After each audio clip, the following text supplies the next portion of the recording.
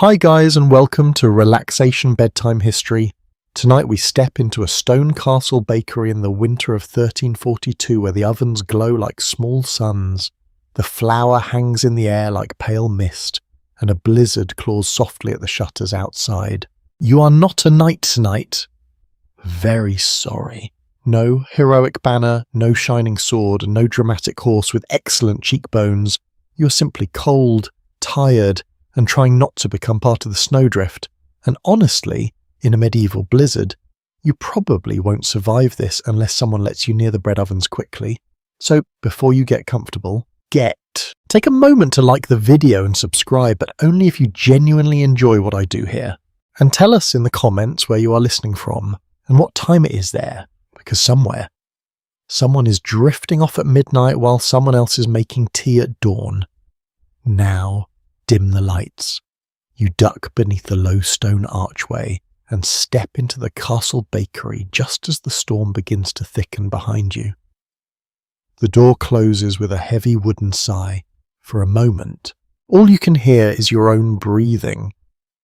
Then the bakery reveals itself slowly, a deep crackle from the ovens, a soft scrape of a wooden peel against stone, the dull thump of dough being turned on a floured board, the restless hiss of wind forcing itself through some tiny gap in the wall, only to be swallowed by warmth.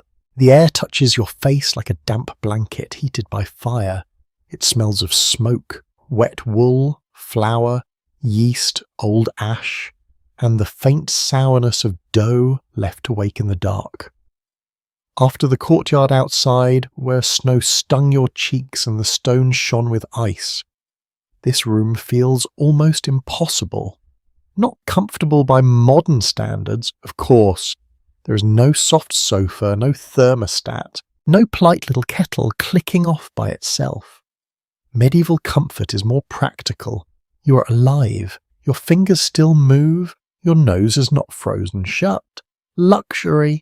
The bakery sits low within the castle's working spaces, not far from storerooms, service passages, and the yard where carts can unload grain when weather allows.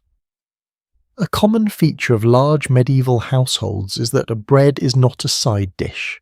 It is the base of the meal, the edible plate, the filler of hungry bellies, the daily measure of order. In a castle, bread keeps people moving, lords, ladies, soldiers, cooks, grooms, laundresses, pages, guards, priests, stable boys, and stray visitors all depend on it. Remove bread, and the grand romance of castle life becomes a crowd of irritated people looking at each other in the cold. You stand just inside the entrance, shaking snow from your cloak. It falls in little clumps onto the rushes and dark floor. A baker glances over his shoulder but does not stop working. He is a broad man with sleeves rolled high despite the season, forearms dusted white, hair flattened by sweat near his temples. Firelight catches the flour on his cheeks, making him look older than he probably is. Beside him, a younger helper carries a basket of kindling with the solemn expression of someone trusted with something important and deeply boring. The baker gives you a look that says several things at once. You are late. You are frozen. Do not stand in the way. Also, perhaps, welcome. It is a generous look by medieval standards. You move closer to the wall, where heat gathers but does not roast you outright. The stones behind you are cold through your clothing. The air before you pulses with warmth. Your body cannot quite decide which century it belongs to. One side of you is winter, the other side is bread. Outside, the blizzard is still only beginning, but everyone feels its intention. Snow has been falling since afternoon, first politely, then with growing confidence. By dusk, it had hidden the cart ruts in the yard. By nightfall, it had softened the battlements and turned barrels and troughs and steps into uncertain shapes. Now the wind is stronger. It presses against the shutters with slow, patient hands. The bakery does not panic. That is the first thing you notice. It works. A castle bakery during a storm is not a picturesque little corner invented for comfort. It is a machine made of people, fire, grain, water, timing, habit and sore backs, the ovens must be kept hot, flour must be measured, dough must rest, wood must be dry enough to burn, water must be fetched before it freezes or becomes a misery to carry. And everyone must pretend this is all perfectly normal, because the alternative is admitting that winter is bigger than stone walls. A lesser-known belief in parts of medieval Europe held that bread could absorb more than hunger. Some people treated loaves almost like moral witnesses, marking them with crosses, charms, or little cuts to protect the batch from bad luck, evil influence, or simple kitchen disaster wearing a supernatural costume. Was every baker deeply superstitious? Not necessarily. But in a world where one spoiled batch could anger an entire household, you can understand why a quick sign over the dough felt sensible. When your oven is temperamental and your lord is impatient, a little holy insurance does not seem excessive. The younger helper notices you watching and lifts one shoulder. "Cold out?" he asks. You nod. He smiles faintly, as though this confirms a private theory he has held all evening. The baker snorts without looking up. "Cold enough to make fools come indoors," he says. It is not exactly kindness, but it is close enough. You step farther in. The room is larger than it first appeared. Shadows gather in the corners where sacks are stacked on boards to keep them from damp. Wooden troughs sit near the work table. A bench runs along one wall, cluttered with bowls, cloths, a knife, a small pot, and a crack cup. Above, beams blackened by smoke hold the ceiling low, and in their dark lines you can see years of baking written in soot. Near the ovens, the heat is serious, not cozy, serious. It pushes against your skin, it dries the snow at your hem, it makes your eyes blink. The great oven mouth glows orange within, its brick or stone belly holding heat gathered from burning wood.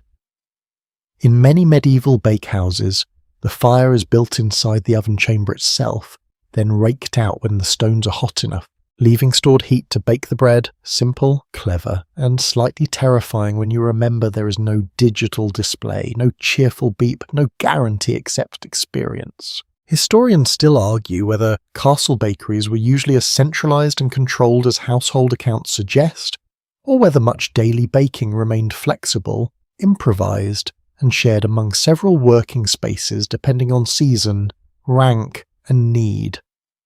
Records can tell us how much grain was issued, or how many loaves were expected, but they cannot fully capture the heat on a baker's face at midnight, or the quiet judgment in his hand when he decides the oven is ready. You watch him now.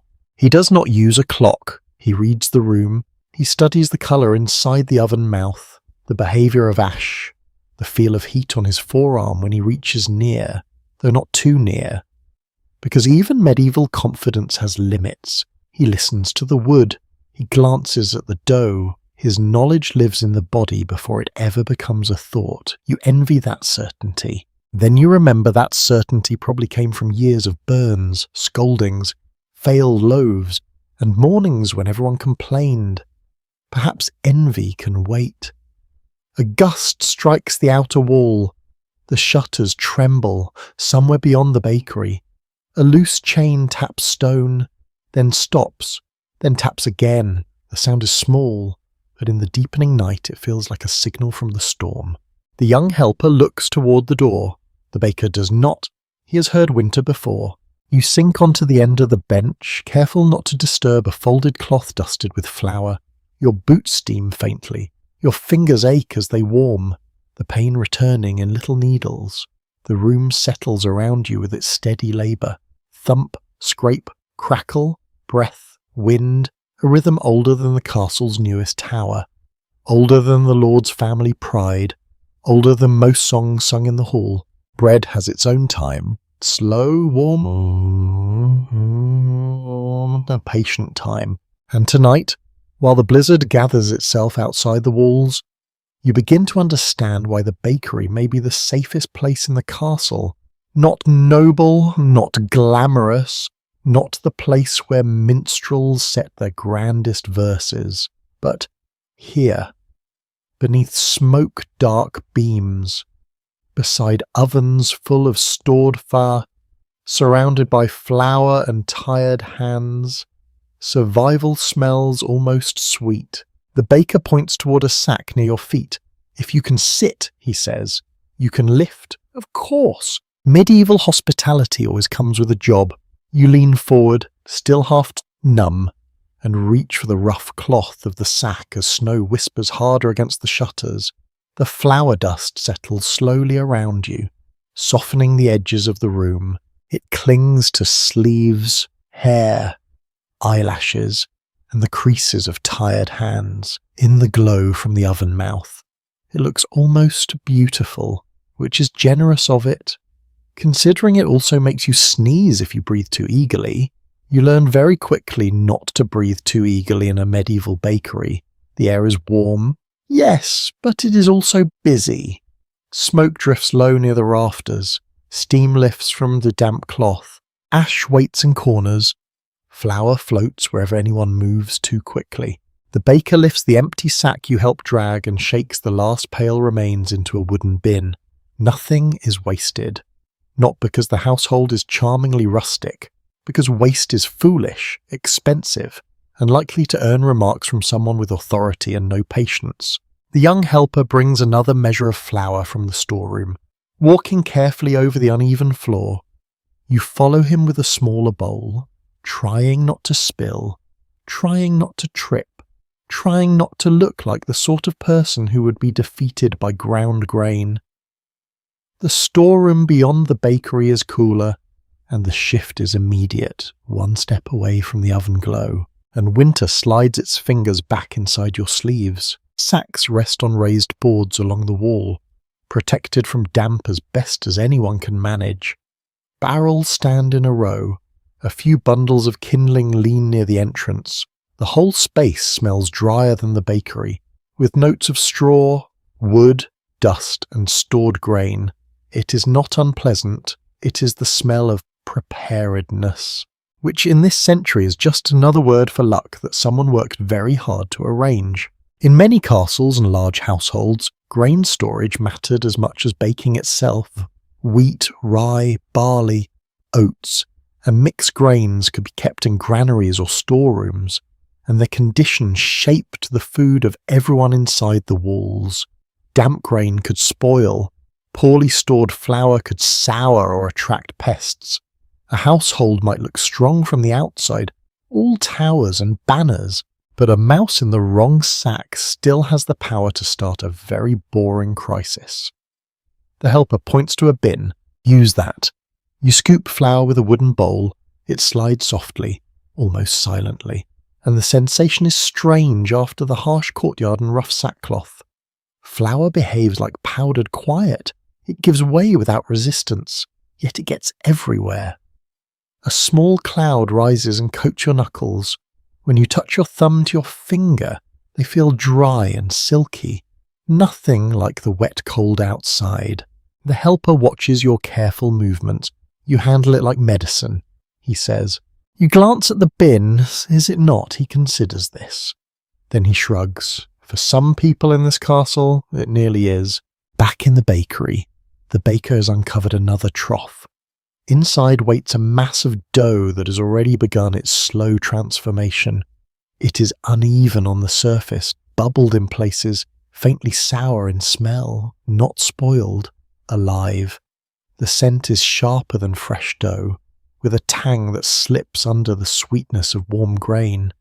You lean closer, and the baker immediately pushes your shoulder back with 2 fingers. Do not breathe on it like a priest over a relic. Fair. Still, it is hard not to look. This is food becoming itself without fire, without visible motion, without drama. Just warmth, time, flour, water, salt if the household is not being stingy, and leaven saved from an earlier batch.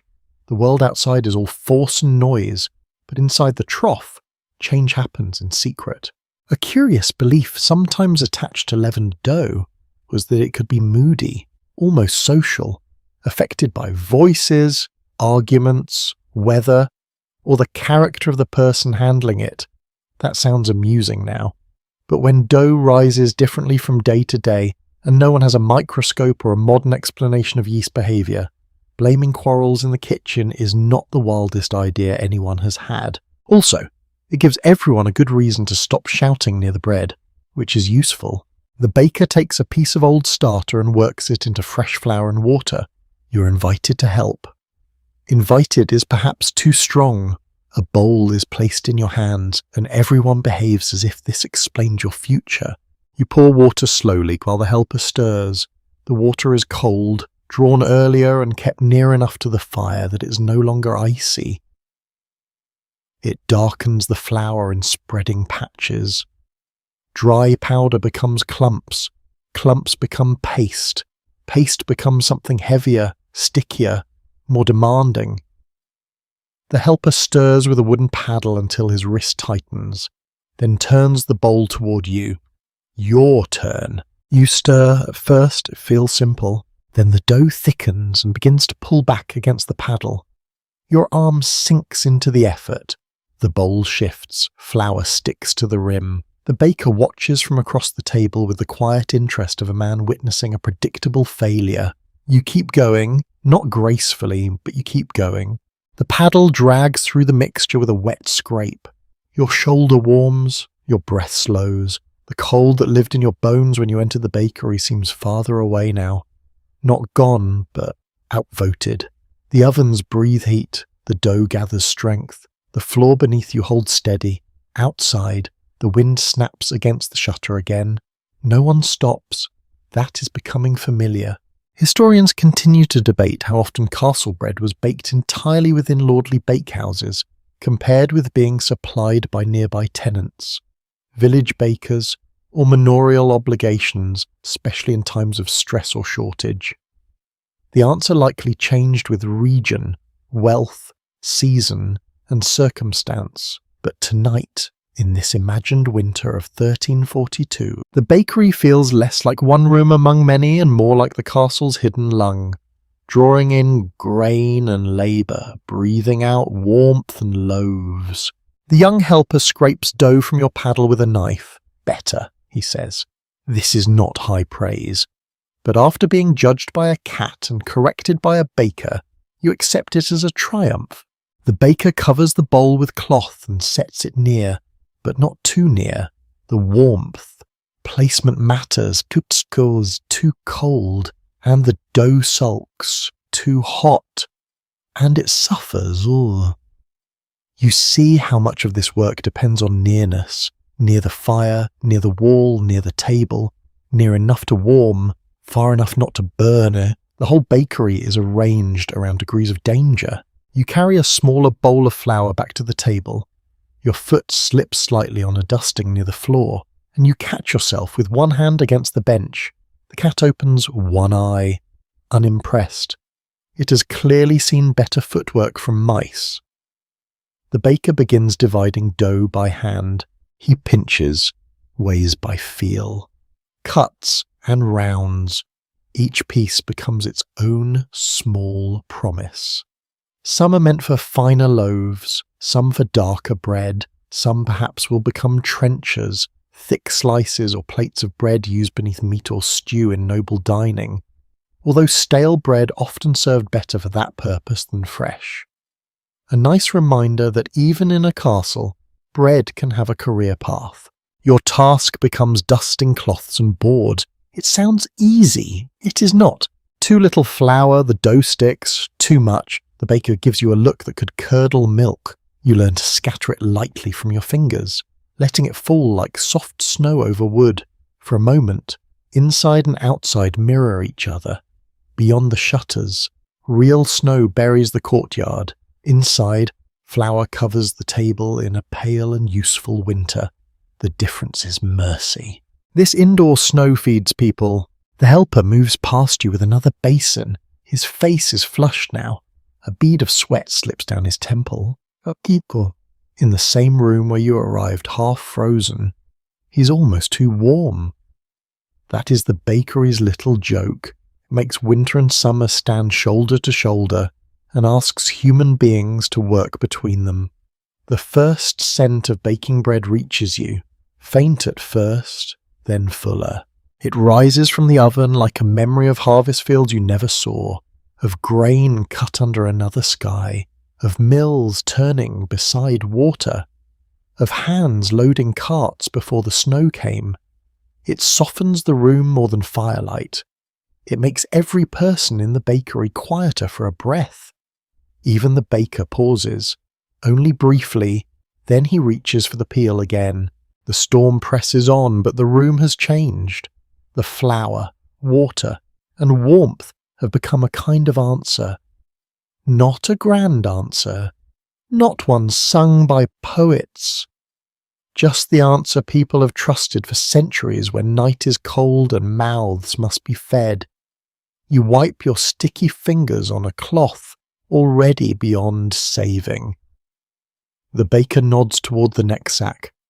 There is more to prepare. There is always more.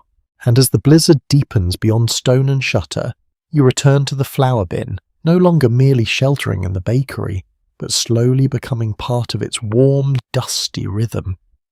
You return to the flour sack once more, and by now the motions are beginning to feel familiar. Not easy, just familiar. There is a difference. Your shoulders ache slightly each time you lift. Fine flour dust has worked its way into the seams of your clothing. Your hands smell permanently of dough, smoke, and warm grain. Yet something in the bakery's rhythm has started to settle inside you. The work no longer feels like a collection of separate tasks. It feels like a single long breath. Carry, pour, mix, lift, wait, bake, repeat, outside. The storm continues building its kingdom of snow. Inside, another kingdom depends on bread. The realization arrives gradually as you move between table and bin. This bakery is feeding far more people than the handful currently gathered around the ovens. Every loaf resting beneath cloth, every batch rising near the warmth, every sack stacked against the wall.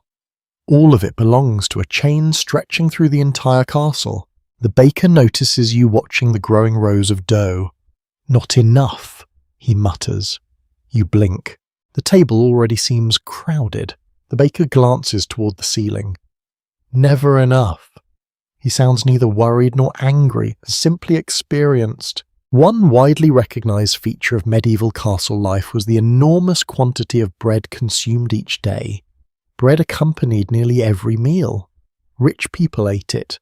Poor people ate it. Soldiers ate it. Servants ate it. Guests expected it. Travellers hoped for it. Some households distributed fixed bread allowances as part of wages or daily provisions. If a castle contained dozens or even hundreds of people during a busy season, the amount required could become astonishing. You find yourself imagining the entire castle. Above this room lie chambers, corridors, staircases, storerooms, workshops, kitchens, and halls. Somewhere a guard stands watch on a wall. Somewhere a stable hand checks nervous horses. Somewhere a servant carries hot water through a dark passage. Somewhere a nobleman complains about draughts while wrapped in more wool than most villagers own. All of them will eat, and somehow much of that begins here. The thought makes the room feel larger. The helper starts arranging wooden boards beside the wall. Each board receives prepared dough, covered with cloth. The cloth rises and falls slightly as trapped warmth escapes. The sight is oddly comforting, like watching sleeping creatures lined up for the night. The cat appears again. It investigates each board with grave professional interest. Apparently quality control is among its responsibilities. The baker shoos it away with his foot. The cat ignores him. A moment later it settles directly beside the warmest section of wall and begins washing one paw. You suspect this argument has been ongoing for years. The scent of baking bread grows stronger. Earlier it was only a promise. Now it fills the room. Warm, nutty, rich. The aroma slides into every corner, blending with smoke and ash. It softens the harsh edges of the night. Even the wind outside seems farther away when fresh bread enters the air. You realize you are hungry, very hungry. Dangerously aware of bread hungry. The kind of hungry where a plain loaf begins looking like a masterpiece. The helper catches your expression. He laughs. Wait! That single word contains centuries of bakery experience. You wait. The baker opens the oven. Heat rolls outward. You feel it immediately. The first loaves are beginning to colour. Not dark yet, not ready, but changing. The surfaces have tightened and lifted. Small cuts made earlier have opened slightly. Pale dough has become golden cream. The baker nods once, satisfied. For now. Documents from medieval household often mention different qualities of bread intended for different groups of people. Finer white bread usually required better flour and more careful preparation. Darker breads made from mixed grains frequently served ordinary workers. The distinction was not always absolute, but food often reflected rank as clearly as clothing did. You glance at the rows of dough again. Some batches are noticeably lighter, others are darker and denser. The baker follows your gaze. Hall bread there, he says, indicating one section, then another. Kitchen folk.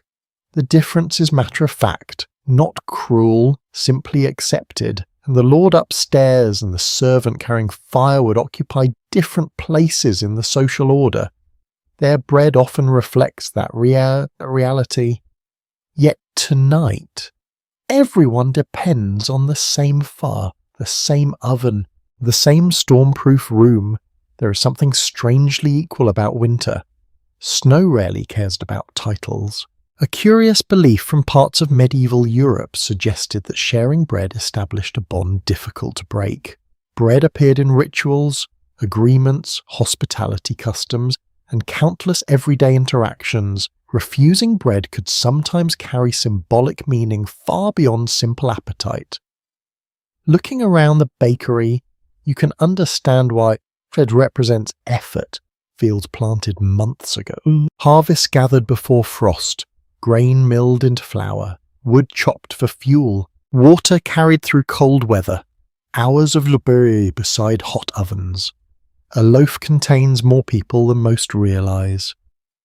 The baker removes one small loaf from the oven, not because it is ready, because he wants to inspect it. He taps the crust lightly, listens, turns it, studies the colour.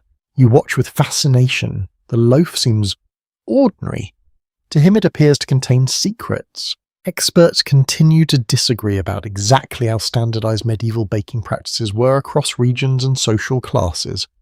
Some evidence suggests highly organized routines in larger households. Other evidence points toward local variation, adaptation, and practical improvisation. Human beings have always been remarkably creative when confronted with limited ingredients and demanding circumstances. The baker finally grunts approval. The loaf returns to the oven. Your stomach files a formal complaint. The helper notices. Again, apparently you're easy to read. He disappears briefly and returns carrying a small wooden cup. Inside is warm ale. Not hot, not cold, just warm enough to take the edge off winter. You accept it gratefully. The liquid tastes mild and slightly sour, not especially exciting. At the moment it feels magnificent. Warmth spreads through your chest. Outside, another powerful gust strikes the castle. The shutters rattle sharply. For a few moments everyone listens. The sound fades. Work resumes. That, more than anything, reveals the character of the people here. Storms happen. Winter happens. Food still needs making. The bakery cannot pause because the weather has become dramatic. You move toward the water tub. A thin skin of coolness remains across its surface despite the heat nearby. You refill a bowl and carry it back carefully. The baker accepts it without looking. His attention remains fixed on the next batch. His hands move automatically. Years of repetition have turned skill into instinct. Watching him feels a little like watching someone read an invisible language. Heat, time, texture, colour, all understood at a glance. The room grows darker beyond the circle of oven light. Night has fully arrived. The storm owned the sky now. No moonlight reaches the courtyard. No stars shine above the towers. Only snow, only wind, only darkness pressed against stone. Yet inside the bakery, orange light dances across beams blackened by decades of smoke. Flour drifts through warm air. The cat sleeps. Dough rises. Wood crackles softly. People work. You find yourself thinking about how fragile the castle would be without rooms like this. Visitors admire walls. Lords admire banners. Chroniclers write about battles. But survival often belongs to quieter places. The bakery, the well, the storeroom, the kitchen, the stable. The places where ordinary labour keeps extraordinary buildings alive. The scent of bread grows richer again. This time even the baker smiles slightly, only slightly, perhaps half a smile. A medieval masterpiece of emotional expression. The helper notices it too, and raises an eyebrow. No words are exchanged. None are needed. The batch is going well. That is enough. You stand near the oven and let the warmth settle into your bones. The blizzard may rage for hours yet. The castle may wake hungry tomorrow. More dough will need mixing, more wood will need carrying, more loaves will need shaping. But for now, surrounded by firelight and the smell of baking bread, you understand something important. The bakery is not simply feeding the castle, it is holding the night together. And as the first properly baked loaves approach readiness behind the glowing oven mouth, the warm heart of the castle continues beating steadily against the frozen darkness outside. The first loaves come out of the oven like small, warm treasures. The baker slides the peel beneath them and draws them into the room one by one. Their crusts are firm now, browned in uneven patches, dusted with pale flour that has survived the heat. A thin, crackling sound rises as they settle onto the wooden board, as if the loaves are whispering to themselves while they cool. You want to touch one? You do not. This may be your finest act of self-control tonight. The helper sees your eyes following the bread and shakes his head before you even move. Still too hot. This is probably true. It is also deeply unfair. The baker arranges the loaves with careful spacing, then turns his attention to the next batch as if edible miracles have not just appeared before you. He has no time to admire bread. Admiration is for people who are not responsible for making more of it before dawn. The bakery door opens. Cold rushes in. Everyone looks up. A girl enters carrying a bundle of split sticks against her chest. Snow clings to her hood and shoulders. She kicks the door shut behind her with the heel of one shoe, then stands there breathing hard, cheeks red from the courtyard. She cannot be more than 14, though in this century that does not mean what it means now. Childhood is shorter here. Work arrives early, rest, if it comes, must be taken in small stolen pieces. The helper hurries to take the wood. She gives it up with visible relief and moves toward the oven glow, holding her hands out as if approaching an altar. "Yard's gone white," she says. The baker grunts. "Was white when you left, whiter now. This seems to settle the matter." A little later, an older woman appears from the service passage, not from the courtyard. She wears a woolen gown tucked up slightly for work, a linen cloth around her hair, and the expression of someone who has already solved 6 problems tonight and expects 4 more before morning. She carries a covered pot and sets it near the wall where the heat will keep it from cooling too quickly. "Kitchen sent this," she says. The baker lifts the lid, steam curls up. The smell is not grand, but it is wonderful. Onion, cabbage, perhaps a little barley, and something salty that may once have been meat or may only be pretending bravely. The bakery warms at once with the scent of shared food. In large medieval households, servants often worked in overlapping groups, rather than as a neat row of specialised people waiting for instructions. Kitchen staff, bakers, brewers, scullions, laundresses, grooms, pages, and porters moved through service spaces according to need, season, and rank within the household. A castle was not only a fortress, it was also an employer, a warehouse, A farm office, a hotel, a political stage, and a very complicated place to get dinner on time. You watch the room fill slowly, not crowded, just less lonely. The girl with the wood sits on the floor near the warm wall, stretching her fingers toward the heat. The older woman takes the cracked cup from earlier and pours a little warm ale for herself without asking permission. The helper shifts the fresh wood closer to the oven and begins sorting it by size. The cat, who apparently objects to social change, opens one eye, judges everyone, and goes back to sleep. The baker does not introduce anyone. Names are not offered dramatically in the firelight. People simply belong to the room because they are working in it. Still, you begin to recognize them by movement. The helper is quick, narrow-shouldered, and careful near hot things. The wood girl is bold enough to complain about weather, but quiet enough to avoid the baker's sharper looks. The older woman knows where everything is kept, including things no one has mentioned. The baker carries the authority of heat itself. You sit on the end of the bench again, holding the warm cup in both hands. The pot is opened. The older woman tears a piece from an older loaf, not one of the fresh ones, and dips it into the broth. She passes it to the wood girl first. The girl eats with the seriousness of the truly hungry. Then the helper receives a piece. Then, after a pause, you're handed one too. It is not elegant. The bread is coarse and slightly stale. The broth is thin. There is no polished spoon, no table linen, no garnish placed by someone named Pierre. It is perfect. Warmth spreads from your mouth into your chest. The bread softens quickly, carrying salt and onion and the faint bitterness of cabbage. You chew slowly, because the room has taught you not to hurry good things.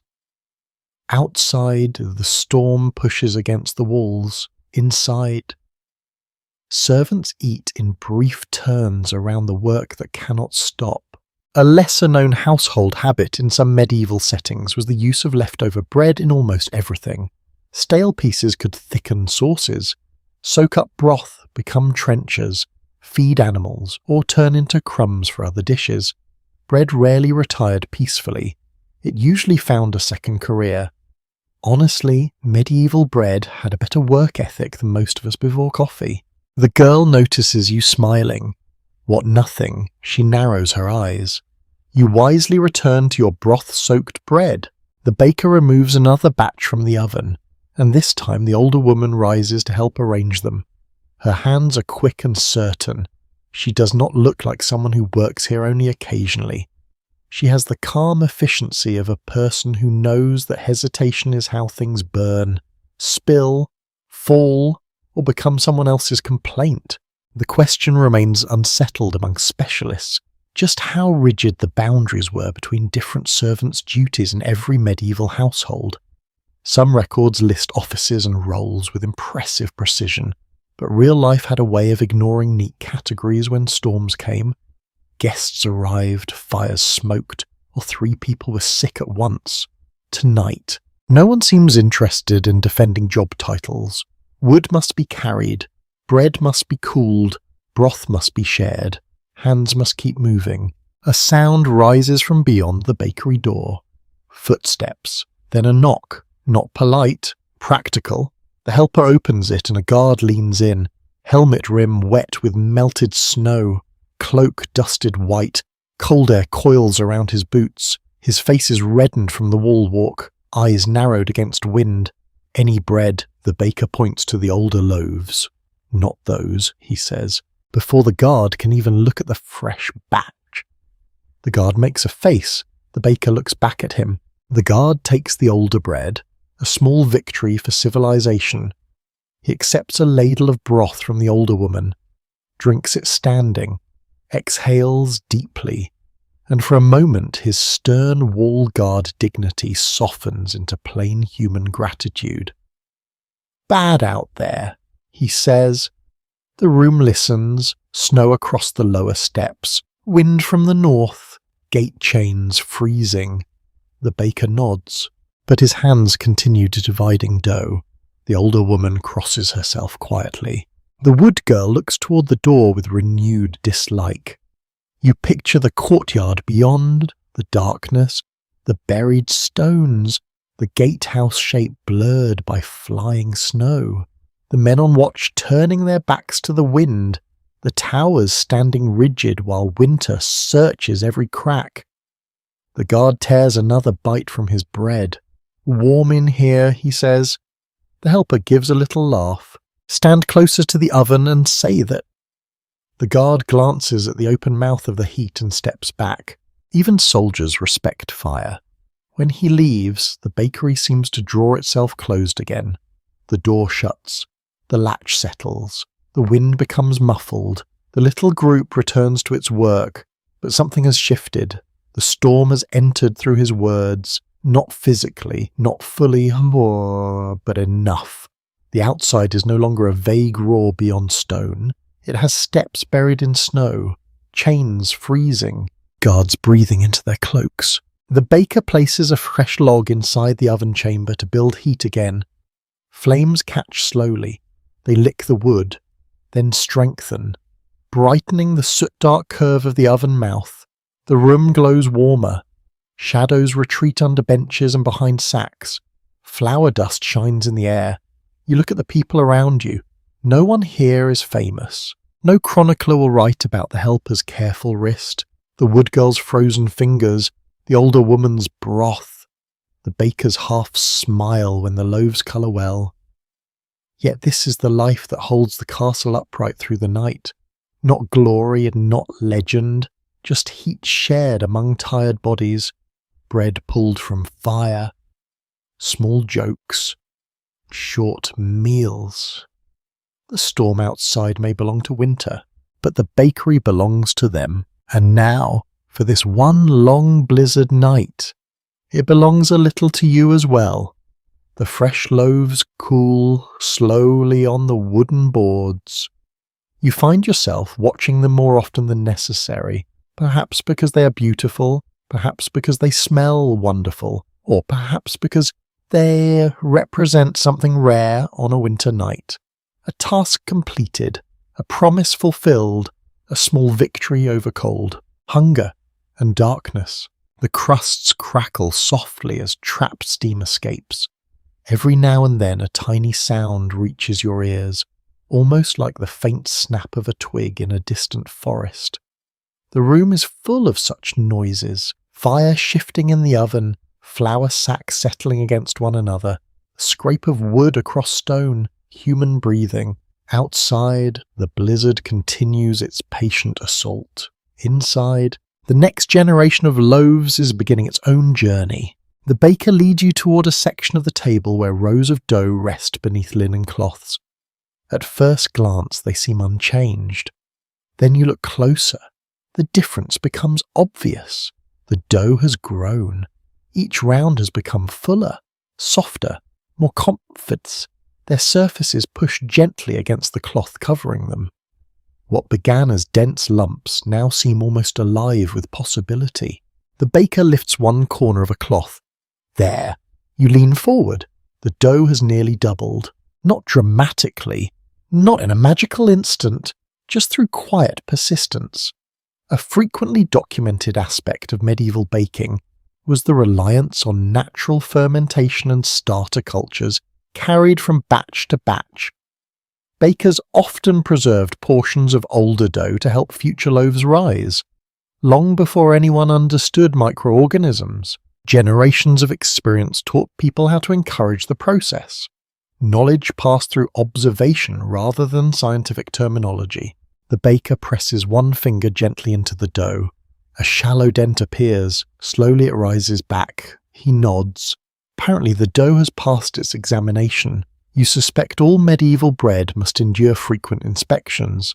The helper begins uncovering more boards. Each reveals another collection of rising rounds. Together they resemble sleeping animals tucked beneath blankets.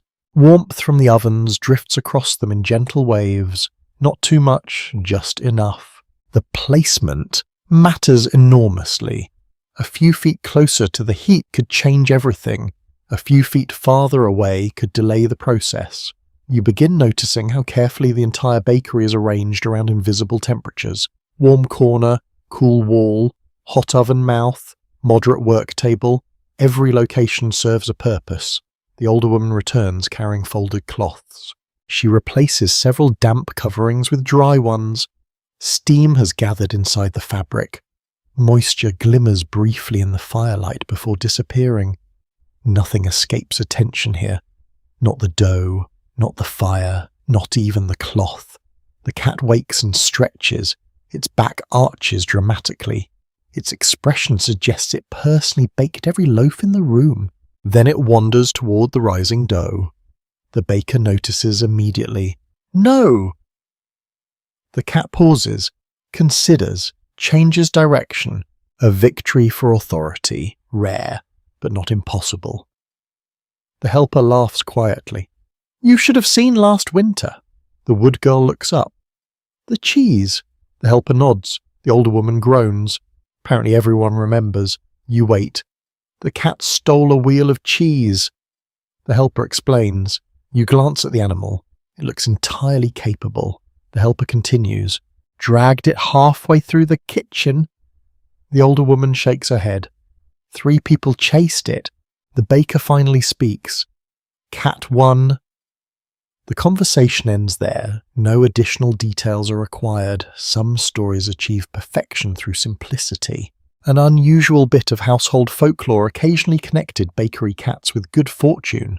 Their practical value is obvious enough. They hunted mice and rats that threatened grain stores. Over time, useful animals often attracted stories, superstitions, and exaggerated reputations. Whether a cat brought luck depended greatly on whether it had recently stolen your cheese. The scent in the bakery changes again. Fresh bread cooling smells different from dough rising. More rounded, richer, comforting in a deeper way. Meanwhile, the dough itself carries a faint tang beneath the grain. The 2 aromas mingle together, promise and fulfillment sharing the same room. The baker begins shaping another batch. Now that the dough has risen properly, it must be handled carefully. Too rough and valuable air escapes, too gentle and it remains awkward. The balance requires experience. You attempt to help. Naturally, this goes poorly. Your first loaf emerges with the approximate shape of a confused turnip. The helper studies it. The wood girl studies it. Even the cat appears mildly concerned. You try again. The second loaf looks only slightly less alarming. The baker eventually intervenes, without criticism, which somehow feels worse. His hands move quickly, fold, turn, tuck, rotate. Within seconds, a smooth round loaf appears. You stare. He stares back. The lesson is clear. Perhaps leaves advanced bread geometry to professionals. Researchers remain divided on how much variation existed in everyday medieval bread shapes. Surviving illustrations, records, and archaeological evidence suggest considerable diversity depending on region, custom, available flour, and intended purpose. Practicality often mattered more than uniform appearance. The baker places your strangely shaped loaf near the edge of the board. Perhaps as an educational example, perhaps as a warning. You choose not to ask. Time passes gently. The bakery settles into a quieter rhythm. Work continues, but conversation becomes softer. The storm outside grows louder. Wind hums through unseen cracks. Snow brushes the shutters. Somewhere above, a distant door slams. The castle shifts and creaks under winter's pressure. The older woman sits briefly near the wall, only for a moment, long enough to stretch tired fingers, long enough to sip warm ale, long enough to enjoy the heat without responsibility. Then she rises again. Work never fully pauses. The wood girl carries another load of fuel. The helper sweeps flour from part of the floor. The baker rotates loaves. You assist wherever possible, not expertly, but sincerely. A surviving household account from various medieval estates can reveal astonishing amounts of grain consumed over time. Reading such records today transforms abstract history into something tangible. Behind every number stood real people eating real meals, worrying about weather, harvests, storage, and supply. Bread linked every layer of society. The oven glows brighter as fresh fuel catches. Orange light ripples across the ceiling beams. Shadows sway. For a moment, the bakery resembles the inside of a lantern, warm at its center, dark around the edges, protected against the world beyond. You realize how long it has been since you felt cold. The memory remains. The ache in your fingers when you first entered, snow melting from your cloak, the shock of warmth against frozen skin. Now those sensations seem distant. The bakery has claimed you completely. Heat lives in your hands. Warmth rests in your shoulders. Even your boots have dried beside the wall. The storm feels far away, until another powerful gust rattles the shutters. The room pauses, only briefly, but everyone hears it, and the wind sounds stronger now, heavier, more determined. The wood girl glances toward the door. The helper does the same. The baker continues shaping dough. That alone seems reassuring. If he is unconcerned, perhaps there is no reason to worry. The castle has weathered many storms before. This bakery has probably survived winters you cannot imagine. Generations of bakers stood where you stand now. Generations listened to similar winds, similar snow, similar crackling fires. The thought is oddly comforting.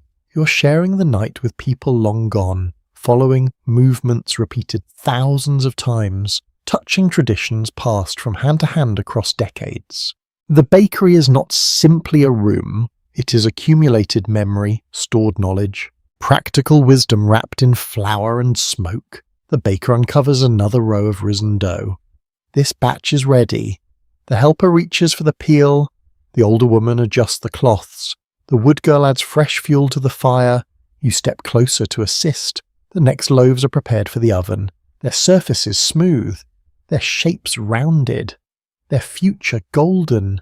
Outside, snow continues to bury the castle yard. Inside, warm air wraps around the rising dough, and as another batch reaches perfect readiness beside the glowing ovens, the long winter night moves quietly forward, carried by firelight, patience, and the simple miracle of bread becoming bread. The blizzard no longer sounds like weather. It sounds like something with patience. It presses against the castle walls in long, shuddering waves, then pulls back, then returns harder, as if testing each shutter, each hinge, each narrow gap between stone and timber. The bakery is warm, but the storm has found its voice. It hums beneath the door. It whistles somewhere high in the passage. It rattles the shutters with tiny bursts of frozen grit. You stand near the work table with flour on your sleeves and listen. At first, the noise feels distant. Then it becomes impossible to ignore. The wood girl notices your faith. You get used to it. She says, a gust strikes hard enough to make the door tremble in its frame. She adds, mostly so. The baker says nothing. He is turning loaves again, sliding the peel into the oven with slow accuracy, moving bread deeper into heat, drawing some closer to the mouth, judging the invisible changes inside. His focus is almost calming. While the storm performs outside like a theatrical villain, the baker refuses to give it an audience. A very medieval response, really. The weather may be dramatic, but the bread still has appointments to keep. You carry a covered board of shaped dough toward the warmer side of the room.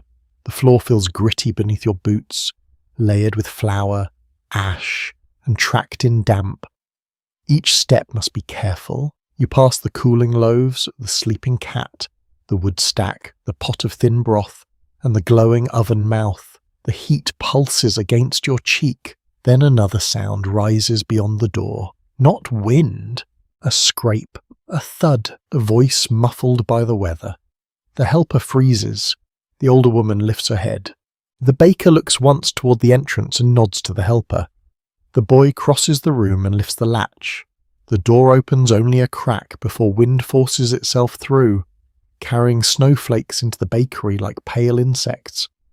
A man pushes inside sideways, dragging a wicker basket covered with cloth. He is bent under the cold, hood stiff with ice, beard rimmed white. Snow spills from his shoulders onto the floor. The door slams shut behind him. For several breaths, he only stands there. The bakery heat surrounds him, and his entire body seems to remember that it's allowed to be human again. "From the lower kitchen," he says at last. His voice is rough. The basket contains smaller items wrapped against the cold: a crock of fat, a pouch of salt, a bundle of dried herbs, and a few hard apples so wrinkled they look like they have seen too much of the world. The older woman takes them with a nod, then points him toward the wall near the oven. He does not argue. In 14th century households, service routes inside a castle mattered greatly during bad weather. Covered passages, inner yards, stairways, and storage rooms were not just architectural details. They shaped how food, fuel, laundry, water, messages, and people moved. A castle could look solid from far away, but its usefulness depended on countless practical connections hidden behind the impressive stone face. The man from the lower kitchen holds his hands toward the warmth. "Snow's piling at the yard door," he says. "Had to shoulder it open." The helper mutters something under his breath. The baker hears him. "Later." The baker says, one word, "Enough. Later." "Someone will have to clear it." "Later, sir." Someone may have to force open a passage before it freezes shut. Later is a small door where unpleasant tasks wait patiently. For now, bread. The storm thickens around the castle. You can feel it through the behaviour of the room. People move closer to the heat when they pause. The older woman keeps checking the door as if measuring the cold entering around its edges. The helper pushes a rolled cloth along the threshold to block the draft. Snow melts into dark patches near the entrance, then turns to muddy streaks beneath passing feet. Outside, the castle stones must be holding the cold like a memory. You picture the courtyard now almost entirely transformed. Barrels rounded by snow, troughs buried to their rims, wagon tracks erased, the well cover white and heavy, the stair edges vanished. Anyone crossing that space would need to know it by heart, because the storm has taken away ordinary shapes.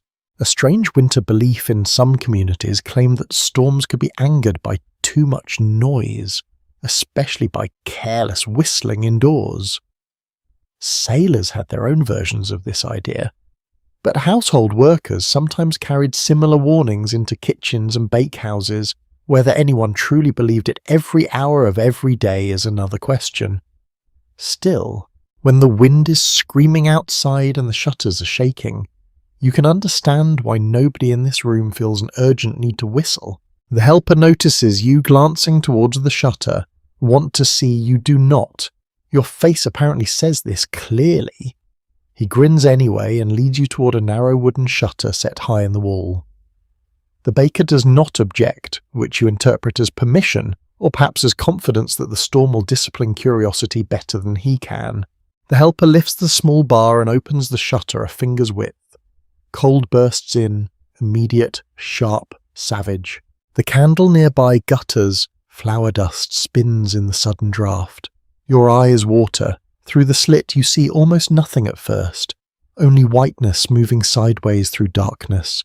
Then shapes appear, a slice of courtyard below, snow racing across stone, a torch struggling in a bracket farther away, its flame bent nearly flat. A dark figure moving along the wall with head lowered, swallowed and revealed by blowing snow. The helper closes the shutter quickly. The room seems warmer than before. Your face stings. The helper laughs softly. "Still want to sleep outside?" You shake your head. No sarcasm required.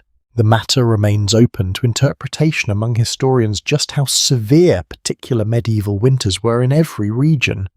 But the early 14th century included periods of difficult weather, poor harvests, and social strain across parts of Europe.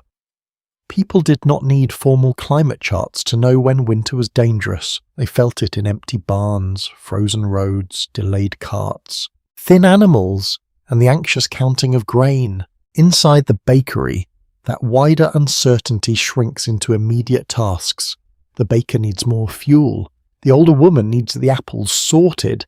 The helper needs the next dough boards moved. You need to stop staring at the shutter like it personally insulted you. Work resumes around you. The man from the lower kitchen, now thawed enough to be useful again, takes up a broom and begins sweeping meltwater away from the door. The wood girl stacks new sticks by size, thin for quick flame, thicker for lasting heat. The older woman cuts wrinkled apples into a bowl, removing bruised parts with efficient little flicks of her knife. Nothing about the fruit looks luxurious, but after hours of flour and smoke, its sharp, sweet smell brightens the room. The baker has plans for them. Not for you, obviously. You're still emotionally attached to the cooling loaves, but the apples will matter later. Perhaps for a small bake meant for the upper table. Perhaps for a mixture to stretch flavour through something richer than ordinary bread.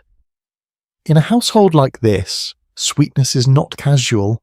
Honey, dried fruit, spices, fine flour, butter, or eggs all carry meaning because they cost labour, land, trade, or privilege.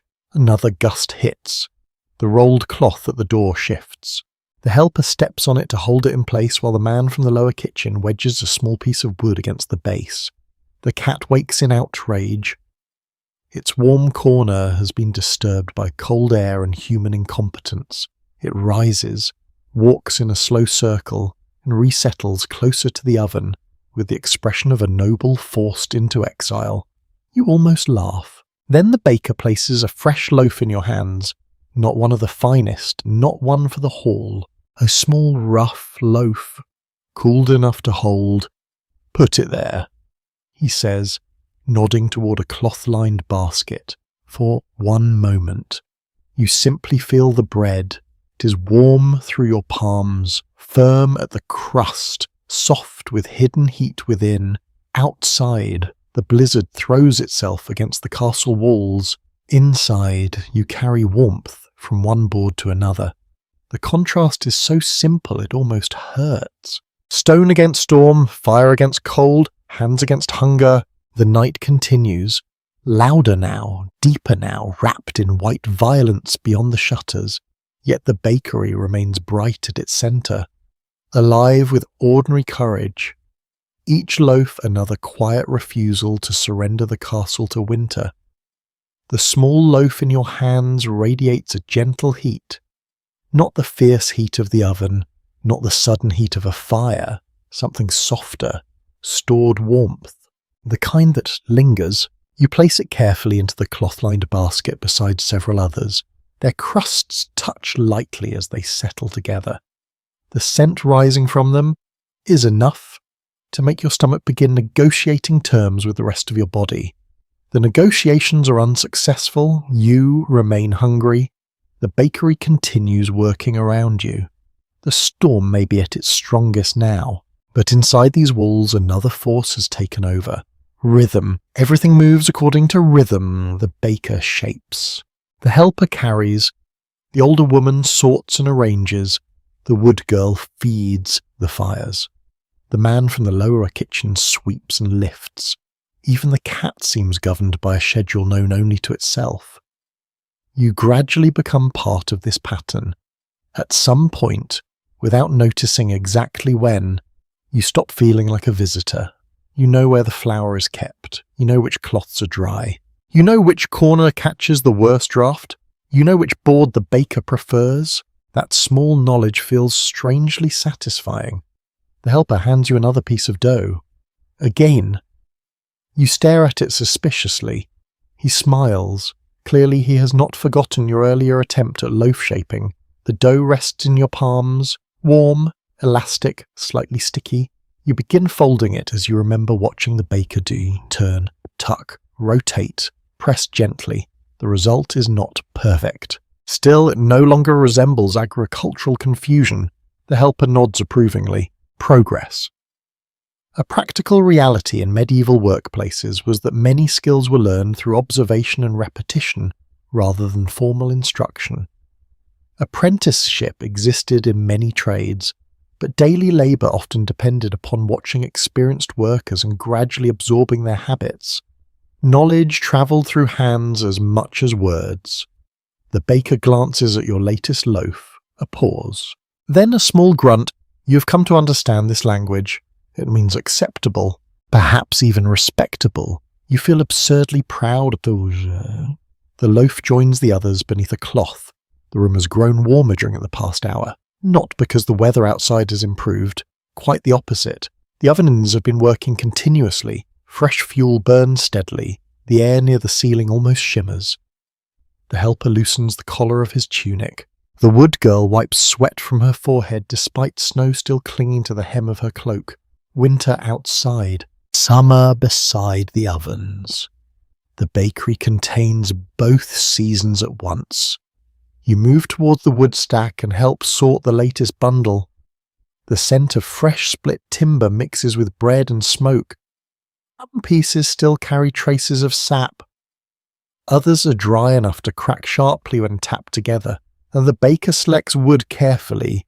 Not all fuel behaves the same way. Different types burn differently, produce varying amounts of heat, hamut, and ash, and affect the rhythm of baking. Medieval workers may not have spoken in scientific terms, but experience taught them which wood belonged where. The man from the lower kitchen settles onto the bench briefly. His boots steam faintly. He closes his eyes for perhaps 10 seconds. Not sleep, just rest. A luxury measured in moments. The older woman notices and hands him a piece of bread. No discussion. No ceremony, simply bread. He accepts it with gratitude. Watching these small exchanges, you begin noticing how often food serves as a language here. A piece of bread, a cup of ale, a bowl of broth, no speeches accompany them. Yet everyone understands what they mean. You belong, you are welcome, you worked, you should eat. One piece of household lore, occasionally found in old tradition, suggested that breaking bread together helped prevent quarrels. Whether people truly believed such ideas or simply appreciated the excuse to share food is difficult to know. Still, there are worse foundations for peace than warm bread and full stomachs. The storm growls outside. The sound is lower now, heavier. Snow no longer rattles sharply against the shutters. Instead, it moves with a deep rushing sound, as though entire curtains of white are sliding across the courtyard. The helper pauses to listen. Deep drifts by morning. The baker nods. Probably. No one sounds surprised. Winter is doing winter things. The conversation moves on. You carry another board toward the warmer side of the room. The dough beneath its cloth has risen beautifully. When you lift one edge, rounded shapes push gently upward, eager for the oven. The sight remains strangely satisfying. Simple ingredients transformed by patience. The surviving evidence from medieval households suggests that waiting was built into daily life in ways modern people sometimes forget. Bread had to rise, wood had to season, animals had to mature, crops had to grow, many necessities resisted hurry. Life moved according to natural processes as much as human plans. Perhaps that is one reason the bakery feels so calming. Nothing here can be rushed indefinitely. The dough decides its own pace. The fire decides its own pace. The bread decides its own pace. Human beings merely cooperate. The baker begins loading another batch. The peel slides smoothly across the oven floor. Loaf after loaf disappears into the glowing chamber. Each movement is precise, no wasted effort, no unnecessary flourish. The helper watches closely. You realize he is still learning too. Perhaps everyone here is, even the baker, after all. Every storm is slightly different. Every sack of flour differs. Every batch of dough contains small surprises. Mastery does not eliminate learning, it simply changes its shape. The documentation from this period leaves some question unanswered. Historians can estimate quantities of grain, identify baking spaces, and reconstruct household routines, but the exact conversations, habits, and personalities within rooms like this often remain hidden. Much of ordinary life disappears from the record. Moments such as these survive mostly through careful imagination built upon surviving evidence. The thought makes you look around more carefully. The cracked cup, the patched sleeve on the helper's tunic, the burn mark on the edge of the table, the knife worn smooth by the years of sharpening. Tiny details, yet they feel real. The older woman begins peeling the wrinkled apples. The scent spreads gradually, sweet, sharp, fresh, a welcome change from flour and smoke. The wood girl immediately notices. So that's where they went. The older woman gives her a look. The girl grins. Apparently there is history attached to these apples. You suspect many stories live inside this bakery. Not grand stories, not the sort sung by travelling musicians. The smaller kind. The story of a stolen cheese. The story of a broken shovel. The story of a winter storm remembered for years. The story of someone slipping on flour and dropping an entire basket. The stories ordinary people tell when work is finished. The baker removes a loaf and taps its underside. The sound pleases him. He sets it aside. The basket beside you slowly fills. Warm bread accumulates. Proof of labour, proof of time, proof that the bakery is winning. Outside, the blizzard remains enormous. Inside, it is being answered one loaf at a time. The fire crackles. The shutters tremble. The cat dreams beside the oven. The smell of apples joins the smell of bread. And while the storm roars unseen beyond the stone walls, you settle deeper into the rhythm of kneading, carrying, lifting, and waiting, discovering that midnight in a medieval bakery has its own quiet music, composed of heat, patience, and countless small acts of care. The basket beside you continues to fill. One loaf, then another, then 3 more. The warm cloth lining the basket grows fragrant with trapped heat and fresh crust. Every time a new loaf settles into place, a faint breath of steam now rises and disappears into the bakery air. The scent is rich enough now that it feels almost visible. The baker notices you glancing toward the growing collection. Those are not for you. You look away immediately. The helper laughs. The wood girl laughs. Even the older woman smiles into her work. Apparently your relationship with bread has become a source of entertainment. To be fair, you've been staring at it for hours. The basket itself is different from the others in the room. The cloth is cleaner. The loaves are lighter in colour. Their shapes are more uniform. The baker handles them with particular care. You begin to suspect these are not intended for ordinary workers. Your suspicion proves correct. The whole loaves, the older woman says while arranging sliced apples into a bowl. Just 2 words, yet they explain everything. These loaves are destined for the Lord's table, or perhaps for honoured guests if any unfortunate travellers have found themselves snowbound within the castle tonight. The distinction is visible even before baking. Finer flour produces lighter bread. More careful preparation produces smoother surfaces. Better ingredients create different textures and flavours. Medieval society often displayed rank through food as clearly as through clothing or architecture. You look at the basket beside the wall containing darker loaves, then at the whole basket. The contrast is subtle but unmistakable. The helper notices your expression. Everyone gets bread. He pauses. Just not the same bread. There is no bitterness in his voice, only observation. The statement settles into the room and remains there quietly. Outside, the storm continues its assault on the castle. Inside, social order remains intact. Snow can blur roads. It cannot easily blur hierarchy. The older woman begins mixing the sliced apples into a small bowl containing honey and a pinch of something fragrant. Perhaps cinnamon, if the household is fortunate. Perhaps another imported spice. The aroma spreads almost immediately.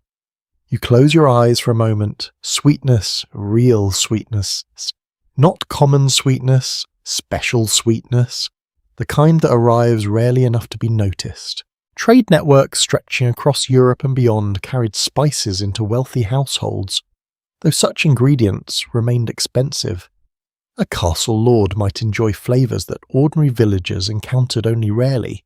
If ever, a pinch of spice could represent journeys across mountains, seas, and political boundaries before finally reaching a bakery on a snowy night. The helper leans closer to the bowl. The older woman gently slaps his hand away before he touches anything. An old battle? Clearly, the wood girl grins. You never learn. I keep hoping. A poor strategy. The conversation ends there. Short exchanges seem to thrive in the bakery. Nobody has time for speeches. A gust shakes the shutters again. This time the sound is accompanied by a low groan from somewhere deep within the castle structure. Timber adjusting, stone settling.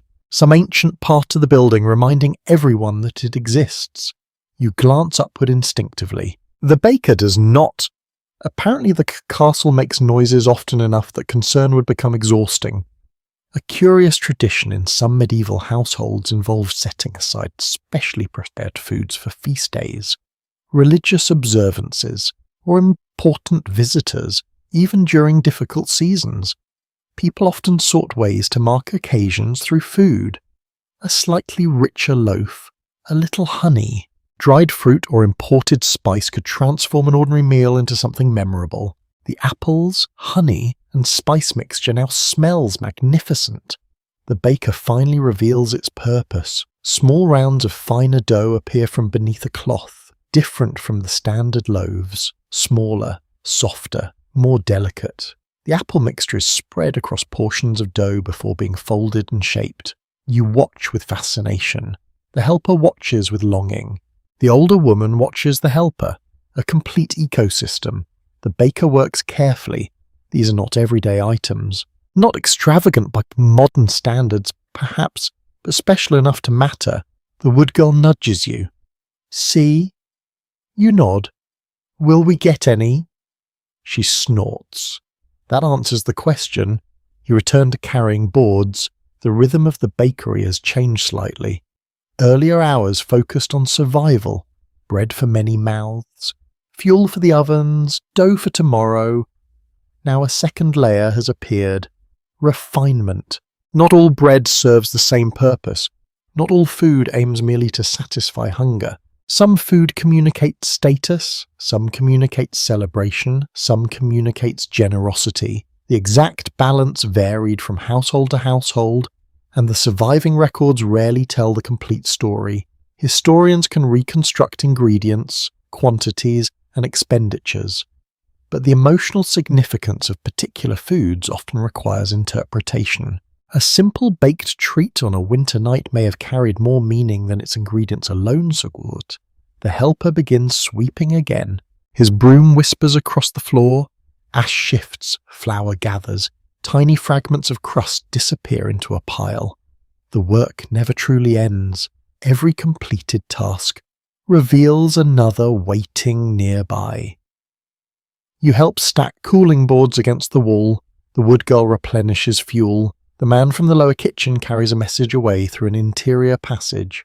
The older woman folds fresh cloths. The baker continues shaping. Everything moves. Everything contributes. The storm remains powerful beyond the walls, but it no longer dominates the room. The bakery has established its own reality. A warm, glowing world built around fire, labour and routine. You find yourself wondering about the people upstairs. The Lord, his family, guests if there are any. Do they think about this room?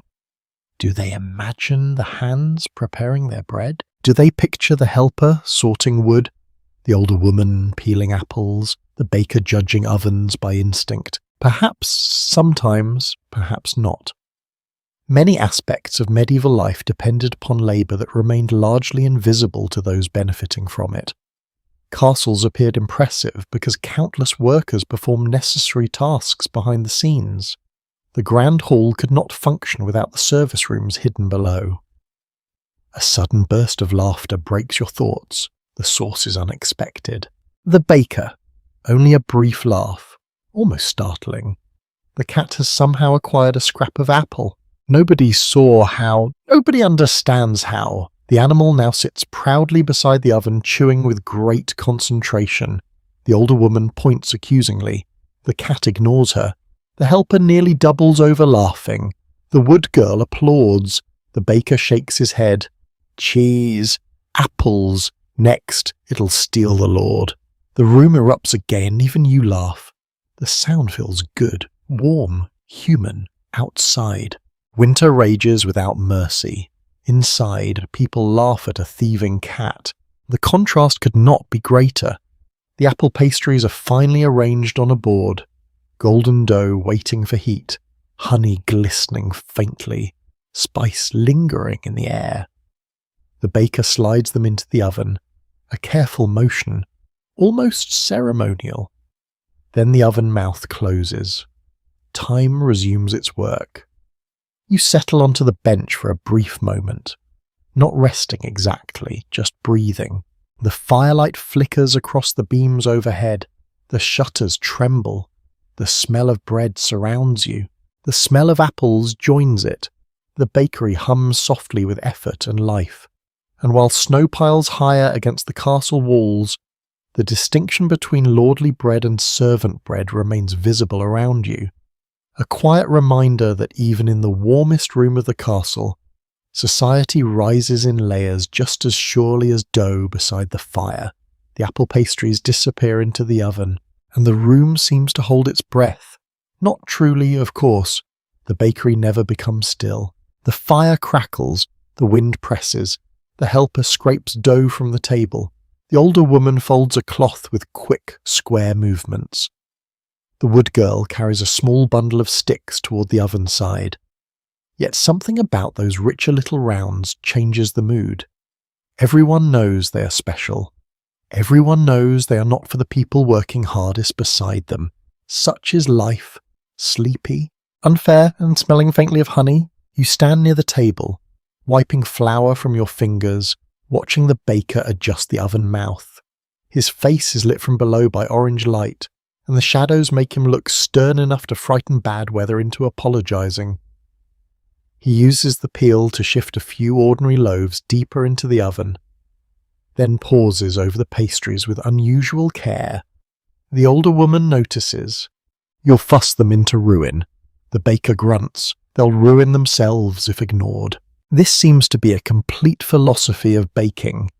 The cat, now finished with its stolen apple scrap, stretches beside the warm wall. Its tail flicks once.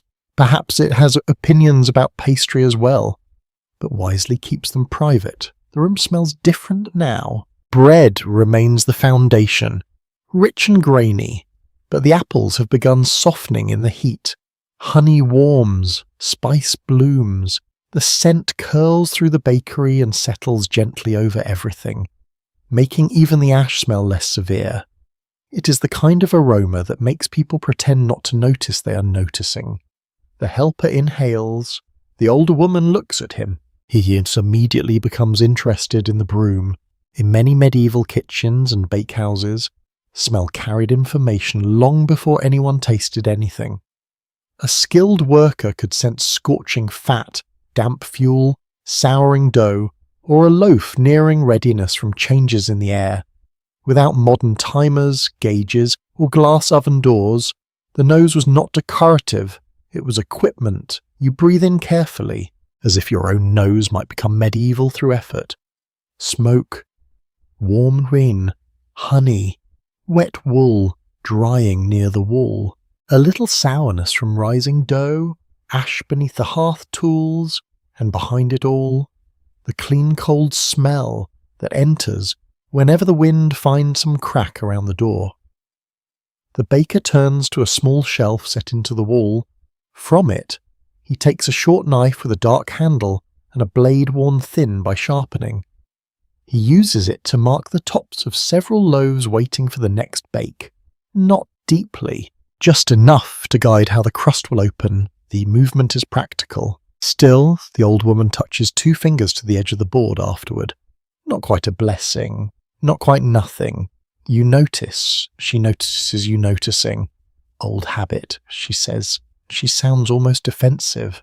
A belief that sounds strange today, held in some places that bread dough could be vulnerable to envy.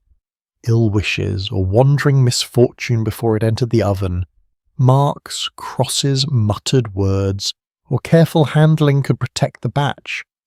Maybe it was faith, maybe habit, maybe a way to feel less helpless when flour, weather, Vi, and Huntenga all had opinions of their own.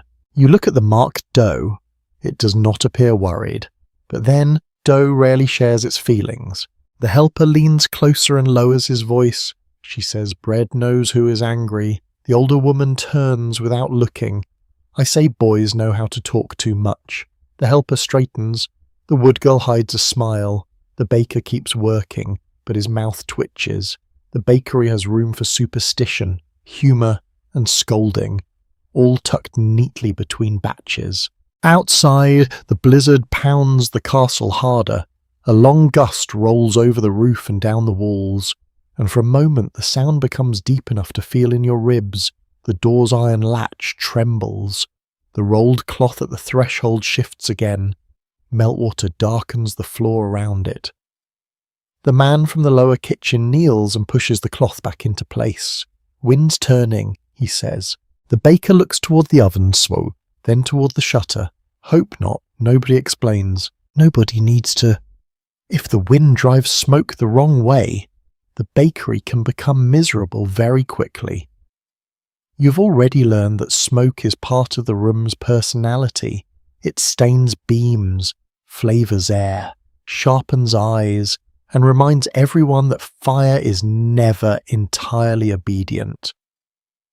At the moment, most smoke draws properly away through the fluid openings, though some always lingers. If the draft changes, the warm bakery could become a stinging, coughing chamber of regret. Medieval ovens and hearths depended heavily on airflow, chimney design, and weather conditions. Smoke control was often imperfect, especially in older buildings or service areas adapted over time. The romantic glow of fire came with watering eyes, soot-dark walls, and lungs asked to be patient about architecture. Another gust arrives. This time a faint thread of smoke slips outward instead of upward. The baker sees it immediately. His whole posture changes, not panic, attention. He opens the oven mouth slightly, then adjusts a small vent. The helper moves without being told and clears ash from near the front. The wood girl stops sorting sticks and watches the flame. The older woman pulls the apple bowl farther from the draft. You stand still for one heartbeat too long. Then the baker points. Door. You move quickly, pressing your shoulder against the inner door seam where cold air is forcing its way through. The wood is rough against your sleeve. The draft bites at your cheek and slips around your neck. For the first time in hours, winter touches you directly. The smoke hesitates. The baker adjusts again. The flame steadies. The thin thread of smoke begins moving where it should. The room exhales. So do you. The helper gives you a quick nod. You have successfully been useful as furniture. This is still progress. The evidence leaves room for debate about how often small working spaces in castles were rebuilt, improved, or improvised over generations. Some service rooms may have been carefully planned. Others changed as needs changed, with ovens added, passages altered, vents adjusted, and repairs made when something failed badly enough to annoy the right person. The bakery around you feels exactly like that, not designed in one perfect moment, more like a room that has learned from problems, a patched wall here, a smoke black beam there, a shelf placed where hands often reach, a door cloth rolled because winter likes gaps, a vent adjusted because wind cannot mind its own business. The baker watches the smoke for several more breaths. Only when satisfied does he return to the pastries. They are beginning to colour. The dough around the apples has puffed slightly. Honey bubbles at one edge. The smell becomes almost unfair. The helper groans softly. The older woman says, "Do not embarrass yourself." He whispers, "Too late." You agree silently.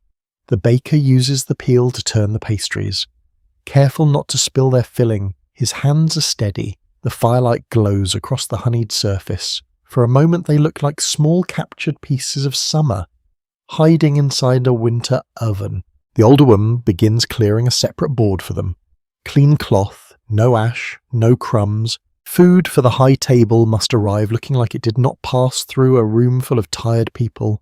Smoke, cat theft, a near disaster at the door, a charming fiction. Much of civilization is presentation. The cat rises and takes 3 steps toward the clean board. Every human in the room says some version of no at once. The cat stops, looks offended, returns to its warm place. Another small victory for order. The baker finally draws the pastries out. The room fills with sweet steam. No one speaks. Even the storm seems distant for half a breath. Apple, honey, spice, browned dough. You understand immediately why such food belongs to rank, not because noble mouths taste sweetness differently, but because sweetness costs. It gathers fields, bees, trade routes, storage, labour, and privilege into one small warm bite. The pastries are placed on the clean cloth. The older woman counts them, twice. The helper watches with open devotion. The baker covers them lightly. For the hall, he says. The words settle firmly. For the hall. Not for hunger, for display, for rank, for warmth carried upward, for a lord who may never know how close the smoke came to turning, how cold the door seam felt against your shoulder, or how many eyes followed those pastries out of the oven. Still, you find you do not resent them, not tonight. They are part of the castle's strange machinery, the dark bread, the fine bread, the pastries, the scraps, the broth. All of it moves through the same room, shaped by the same fire.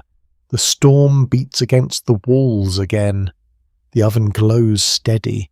The smoke rises properly. The mark loaves wait beneath their cloths.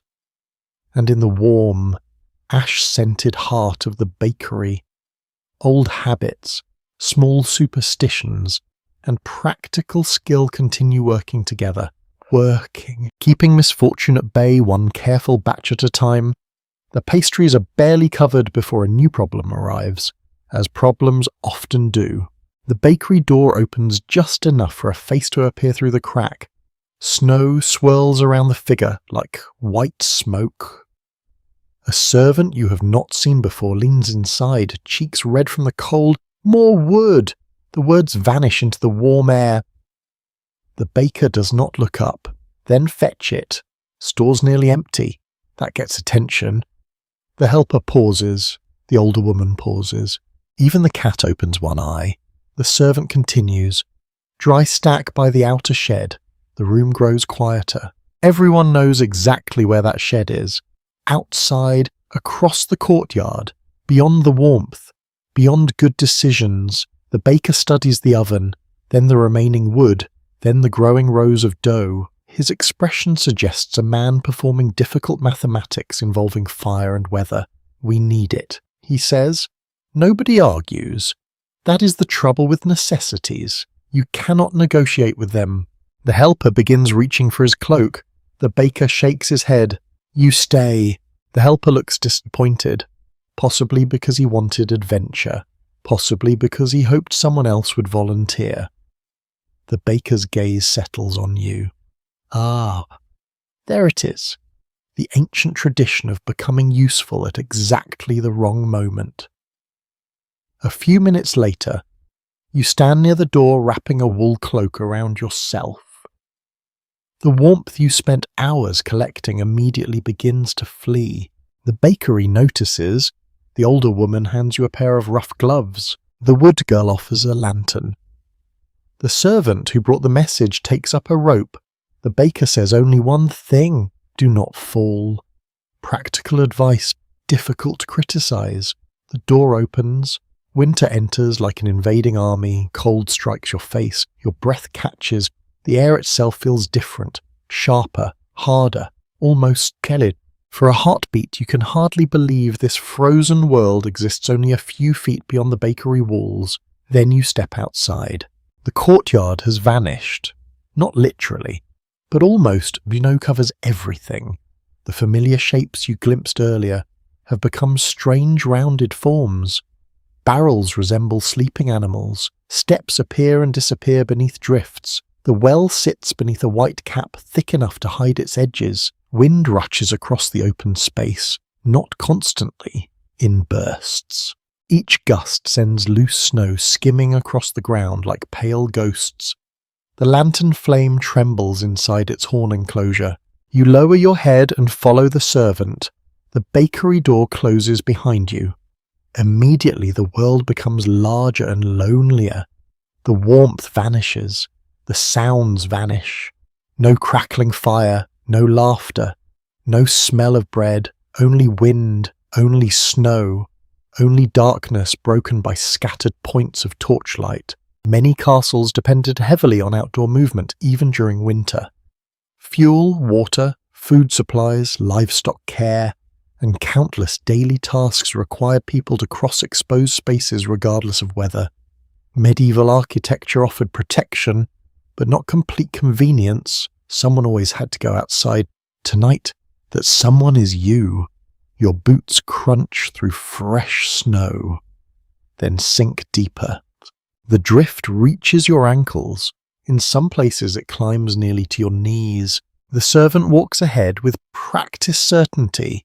You follow carefully. The baker's advice remains fresh in your mind. Do not fall. Excellent guidance.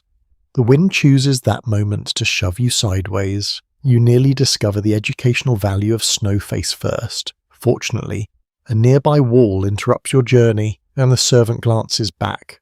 Still alive. Mostly. He nods.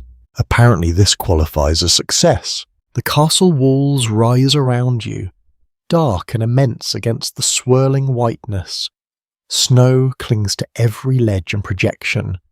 Torch brackets cast small pools of golden light that vanish almost immediately into blowing flakes. A guard appears briefly above on the wallwalk, just a silhouette, head lowered, cloak snapping in the wind. Then the storm swallows him again. You wonder how long he's been standing there. Probably longer than he wants. The shed emerges gradually from the darkness. A low timber structure crouched against an inner wall, half buried already. Snow piles against its sides. The door requires both of you to force it open. The hinges protest. The wind immediately attempts to fill the opening with snow. Inside, however, waits treasure. Wood, dry wood, carefully stacked beneath shelter. The scent is wonderful. Not because wood normally smells exciting, because it represents heat. The servant lifts a bundle. You take another. The rope is used to secure the loads. Your arms immediately remember that wood weighs more than optimism. A curious bit of winter folklore from several regions suggested that storms possessed personalities. Some communities spoke of winter winds almost as living visitors, capable of anger, mischief, or grudges.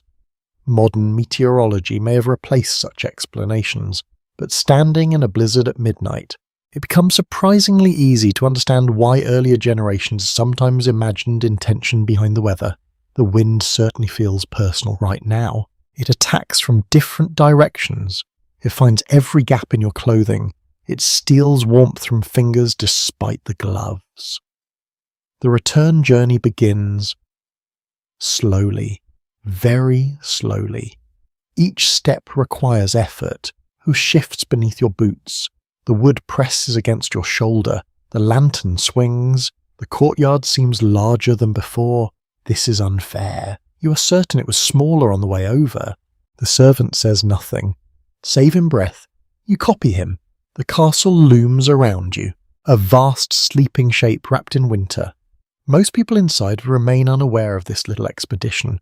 Somewhere above, a noble family may be eating, talking, or sleeping beside their own fires. Somewhere below, the bakery waits. The contrast feels strangely important. Large events often receive attention in history, battles, treaters, coronations. Yet survival depends equally upon smaller journeys. Someone carrying wood someone fetching water, someone repairing a latch, someone clearing a doorway. Without such tasks, grand history becomes very uncomfortable very quickly. The surviving record rarely preserves moments like this in detail. Account books may note fuel purchases, household records may mention supplies, but the experience of crossing a snow-filled courtyard at midnight with frozen fingers usually disappears. Historians reconstruct such scenes from fragments, clues, and practical necessity. You take another step and another. The bakery lantern shining through a distant slit suddenly becomes visible. Warm gold against endless white. You had not realized how much you missed it. The servant notices too. Nearly there. Those 2 words improve your mood considerably. The wind rises again, snow whips across your path, and the lantern light disappears for several seconds, then returns, closer now. You can almost smell the ovens. Perhaps imagination is helping? Perhaps bread scents really do travel through stone. The bakery door finally appears. The helper opens it before you reach it. Bless him. Warmth spills outward. Actual warmth. Real warmth. Glorious warmth. You step inside and feel winter release its grip by degrees. Not instantly. Slowly, pain returns to your fingers first, then your cheeks, then your nose. Apparently, thawing is simply freezing in reverse.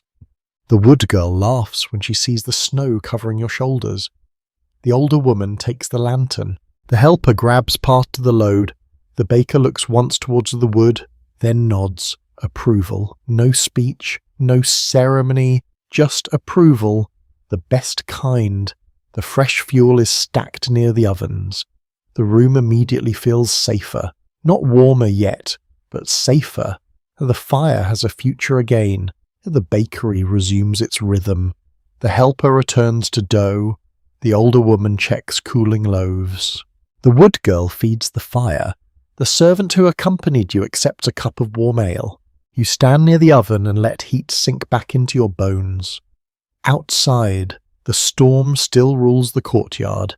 Inside, the bakery remains its stubborn opponent. You hold your hands towards the glow, feel life returning to numb fingers, listen to the crackle of fresh wood catching flame. Breathe in bread, smoke, and warmth. And after your brief journey through the frozen heart of the castle, the bakery seems even more precious than before. A bright island of firelight floating in a sea of snow.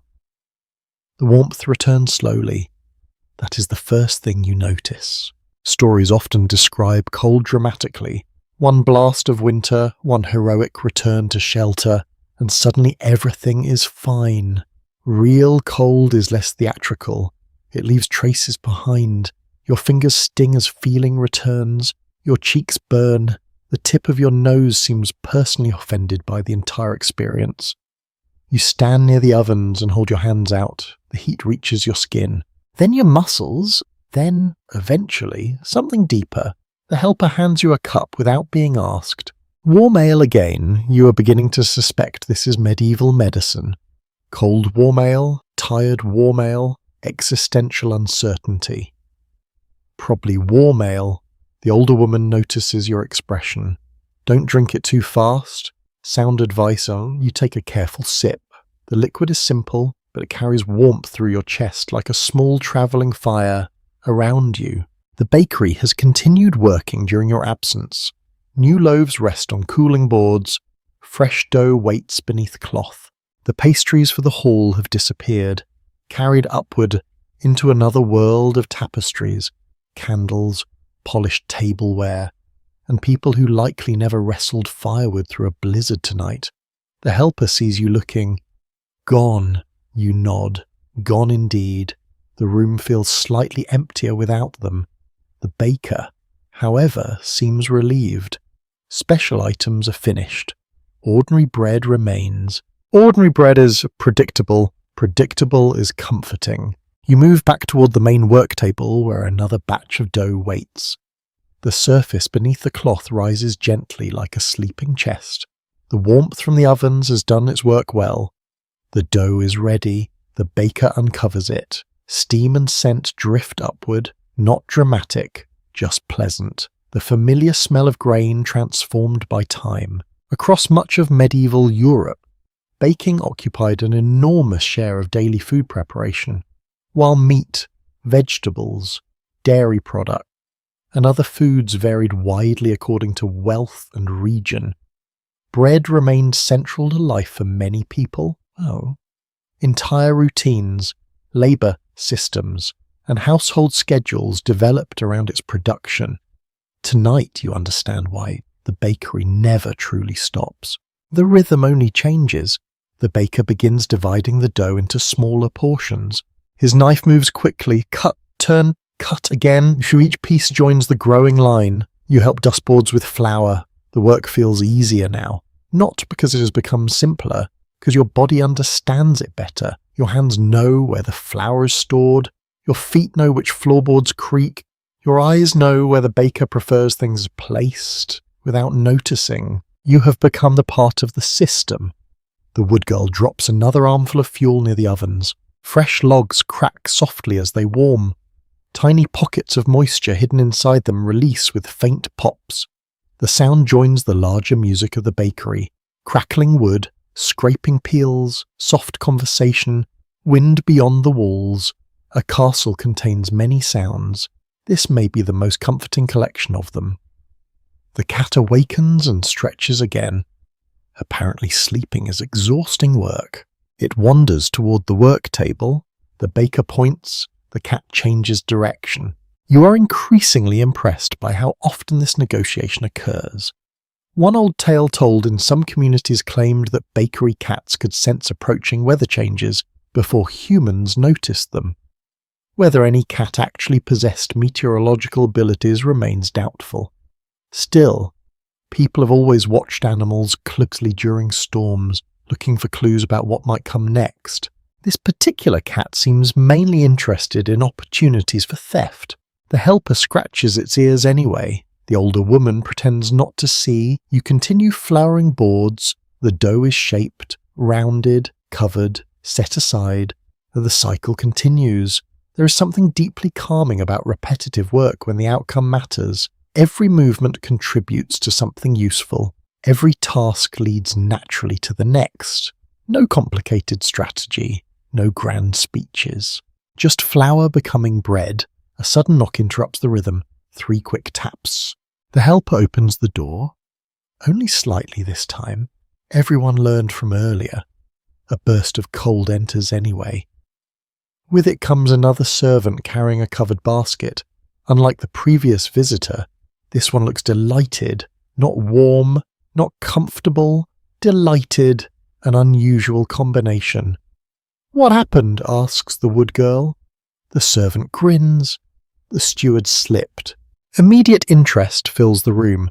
Apparently this is news. Good news. Excellent news. The servant continues. Right into a drift. The helper nearly drops a cloth. The older woman covers her mouth. Even the baker's shoulders shake slightly. The steward, you gather, is not beloved. The servant elaborates with great care and obvious joy. No injuries, no danger. Simply an unexpected encounter between authority and snow. The story spreads warmth of a completely different kind. Modern people sometimes imagine medieval households as relentlessly formal environments, but workers shared gossip, humour, complaints, and small victories just as people do today. Human nature changes more slowly than clothing styles. The steward's unfortunate meeting with a snowdrift becomes the bakery's favourite topic for several minutes. Different versions emerge immediately. The drift grows larger, the fall grows longer. The steward's expression grows increasingly legendary. History is being rewritten in real time. The baker eventually restores order. Back to work. Everyone obeys, still smiling. The storm outside remains fierce. Though you notice something subtle, the sound has changed, not weaker, different. The wind seems less erratic now, longer gusts, fewer sudden impacts. You mention it quietly to the older woman. She listens, then nods. Maybe. Only one word. yet it carries decades of experience. People who spend years working around weather often develop instincts difficult to explain, not magic, observation, tiny details gathered unconsciously over time. Whether the storm is truly changing remains uncertain. For now, the bakery continues. The surviving evidence rarely tells us exactly how workers passed long winter nights inside medieval castles. Account books record supplies, inventories list possessions, building remains reveal spaces, but laughter over a steward falling into snow rarely appears in official documents. Such moments belong to ordinary life, which often slips between the cracks of history. You think about that while carrying another board. The small stees, the forgotten conversations, the tiny acts of kindness, the shared cups, the tired jokes. These may be the most human parts of the past. The baker checks a fresh batch in the oven. The crusts are developing beautifully, golden brown, firm, fragrant. He removes one loaf and sets it near the edge of the table, not for cooling, for testing. The older woman tears it open. Steam escapes immediately. The interior is soft and pale. The smell fills the room. Everyone watches. The baker studies the crumb. The texture, the colour, the structure. After a moment he nods. Approval granted. The loaf survives inspection. The helper looks hopeful. The older woman tears off a small piece and hands it to him. Another piece goes to the wood girl. Then the man from the lower kitchen.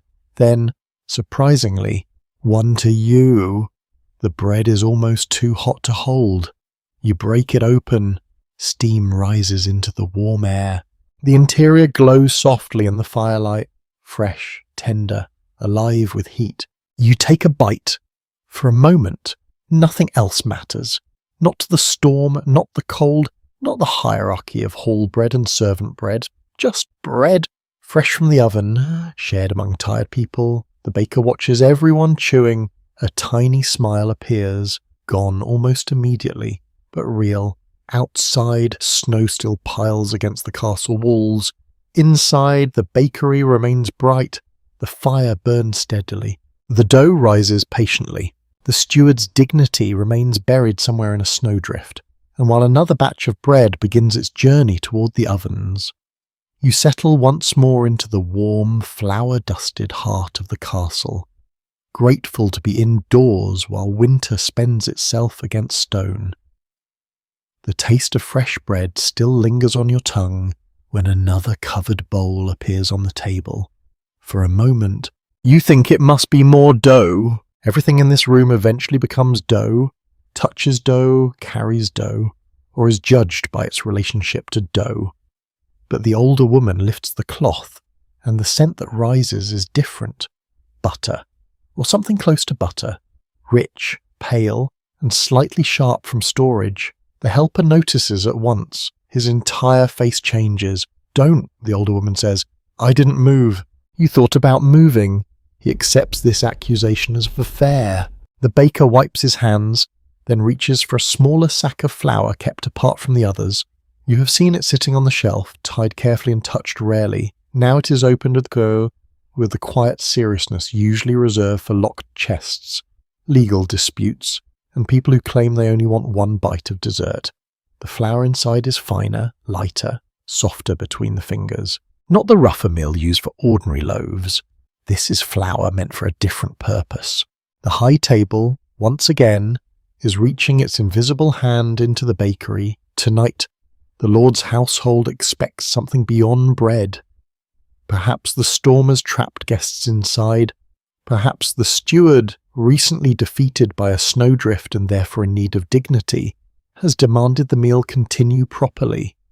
Perhaps the Lord upstairs believes bad weather is no reason for standards to collapse. Very easy to say from a warm chamber, naturally. The baker gives you a small bowl. You already know this means you are involved. No one asks whether you are ready. Medieval training methods remain refreshingly direct. The older woman adds a measured amount of fat to the fine flour. The baker works it through with his fingertips, rubbing until the mixture resembles pale crumbs. The movement is delicate compared with bread kneading, Less force, more care, you copy him slowly. The fat softens beneath your hands, smearing into the flour, making it heavier and silkier. This dough is not meant to rise like bread. It must become tender, a different kind of magic. Pastry in medieval kitchens could vary widely, from sturdy cases used almost like cooking containers to richer preparations eaten as part of the dish. In wealthy households, cooks used flour, fat, eggs, spices, fruits, meats, and sugar or honey when available to create foods that announce status as much as flavour. A plain loaf could feed, a fine pastry could speak, and tonight it speaks with an expensive accent. The older woman pours in a little liquid, not too much. The baker watches closely. You mix with 2 fingers, then with your whole hand as the crumbs gather into a rough mass. It feels different from the bread dough, less alive, more obedient in some ways, more fragile in others, if you press too hard. The older woman clicks her tongue, if you hesitate. The baker reaches past you and adjusts the fold. You're learning that pastry has opinions. Quiet opinions, but strong ones. The wood girl stands nearby holding a tray of small fillings brought from the kitchen. Minced dried fruit, spiced apple left from the earlier batch. Small portion of chopped meat mixed with herbs and suet. Perhaps there's a little wine in one bowl. Perhaps just broth darkened by imagination. In a winter castle, imagination is a useful seasoning. A fireside warning known in some households claim that pastry dough should not be made by someone in a foul temper, or it might toughen out of spite. Modern bakers may blame overworking gluten, but the emotional version is more entertaining. Also, if telling an angry cook to calm down improves the pastry, who are we to dismiss the method entirely? The helper leans toward you. So be cheerful. You look at the dough. The dough offers no encouragement. I will try. The older woman snorts. Trying is not cheer. The baker cuts the pastry into small portions. Each is rolled or pressed flat on a board dusted with fine flour. You're trusted with shaping one. This is unwise. Still. You proceed. The dough cracks at one edge. You patch it. It sticks to your thumb. You dust it. Becomes too dry. You stare at it like a person negotiating with a tiny edible blanket. The helper, deeply unhelpful, whispers, "It can smell fear." The wood girl laughs into her sleeve. Eventually, the older woman rescues your pastry without making a spectacle of it. She presses the edge smooth, adds a spoonful of filling, folds it over, and crimps the seam with quick pinches. A neat little half moon appears where your confusion had been. You admire it. She places it beside the others. "Not ruined," she says. "This may be the greatest compliment of the night." More pastries take shape. Some round, some folded, some sealed with marks to identify their fillings. The baker cuts tiny vents in the tops with the worn knife. The movement is practical, but the designs vary slightly. A slash, a cross, 2 short marks, a small pierced pattern. Written menus from the later Middle Ages and household records from elite settings show that variety at the table mattered. Dishes could be arranged to impress guests, demonstrate hospitality, and display access to costly ingredients. Food was never only fuel for the wealthy, it was also reputation, politics, and performance served warm. The high table's pastries gather on a clean board. They look small, but they carry a whole social order inside them. Fine flour, stored fat, careful labour, rare sweetness, spice, time, people below, people above. The baker checks the oven and decides the heat must soften before the pastry enters. Too fierce and the outside will burn. Too cool and the pastry will sit fondly in the oven, pale and disappointing, which is no one's dream at midnight. This waiting gives the room a brief quieter spell. The ordinary loaves continue cooling. The next bread dough rests, the pastry board sits ready. The storm outside keeps moving across the castle in long breaths. The helper sits on an overturned basket, rubbing flour from his wrists. The wood girl leans near the wall. The older woman covers the remaining filling. The baker stands at the oven mouth with one hand raised near the heat, reading it without touching. No single explanation satisfies every specialist studying medieval elite dining. Some emphasize the practical side of preserved foods and seasonal availability. Others highlight ceremony, hierarchy, and the symbolic use of ingredients. Both are probably right, because human beings can turn dinner into survival and theatre at the same time. The baker finally nods, the pastries go in, the peel carries them carefully into the oven's gentler heat, one board, then another. The door partly closes. The room fills with anticipation. You have learned that anticipation has a smell, too. It smells like butter warming in flour, like apple and spice returning to life, like meat and herbs releasing hidden richness. The helper closes his eyes. The older woman says, "Stop suffering. I am suffering quietly, not quietly enough." The wood girl giggles. Even the baker seems amused, though his attention remains fixed on the oven. As the pastries bake, the room changes again. Bread remains steady and humble, but pastry is restless. It browns faster at the edges. It leaks small beads of filling. It sends out sudden bursts of fragrance. Demand watching. The baker turns them. The older woman shifts the cooling board. You hold the cloth ready. When the pastries emerge at last, they shine faintly in the firelight. The crust is golden where the heat kissed it hardest, pale where folded thicker, delicate enough to suggest care but sturdy enough to survive the journey upstairs. They are beautiful, annoyingly beautiful. The helper looks grief-stricken. The baker counts them. The older woman counts them again. Not one will disappear into a servant's sleeve tonight, unless someone has a death wish and remarkable confidence. A servant arrives from the passage with a covered tray. The pastries are arranged upon it. The cloth goes over them. Their smell still escapes, cruelly. The tray leaves the bakery and travels upward into warmth. Rank, candlelight, and expectation. You watch it go. Then you look back at the ordinary loaves cooling beside you. Dark crust, rough flour, simple shape. Food without ceremony. And somehow, after all the sweet fragrance and fine flour, the plain bread seems no less meaningful. The pastry may impress the high table, but the bread holds the castle together. The oven glows. The storm continues, and the bakery turns back, without complaint, to the next essential batch waiting beneath its cloth. The tray disappears into the passageway, carrying its fragrant cargo toward the high table. For a few moments after it leaves, the bakery feels strangely quiet, not silent, never silent. The ovens continue their steady crackling. The wind murmurs beyond the walls. Somewhere in the distance, a door closes. The cat rearranges itself with the solemn dedication of a creature whose primary occupation remains finding better places to nap. Yet something has shifted. The special work is done. The pastries have gone. The room exhales. The helper watches the empty doorway. They never send any back. The older woman gives him a look. They send plates back. Not the same thing. No, not even close. The conversation ends there because everyone agrees. You settle onto the end of the bench while the baker checks the next batch of loaves. The warmth feels deeper now than earlier in the night. Perhaps the fresh wood you carried from the shed is finally burning fully. Perhaps your body has surrendered completely to the bakery's climate.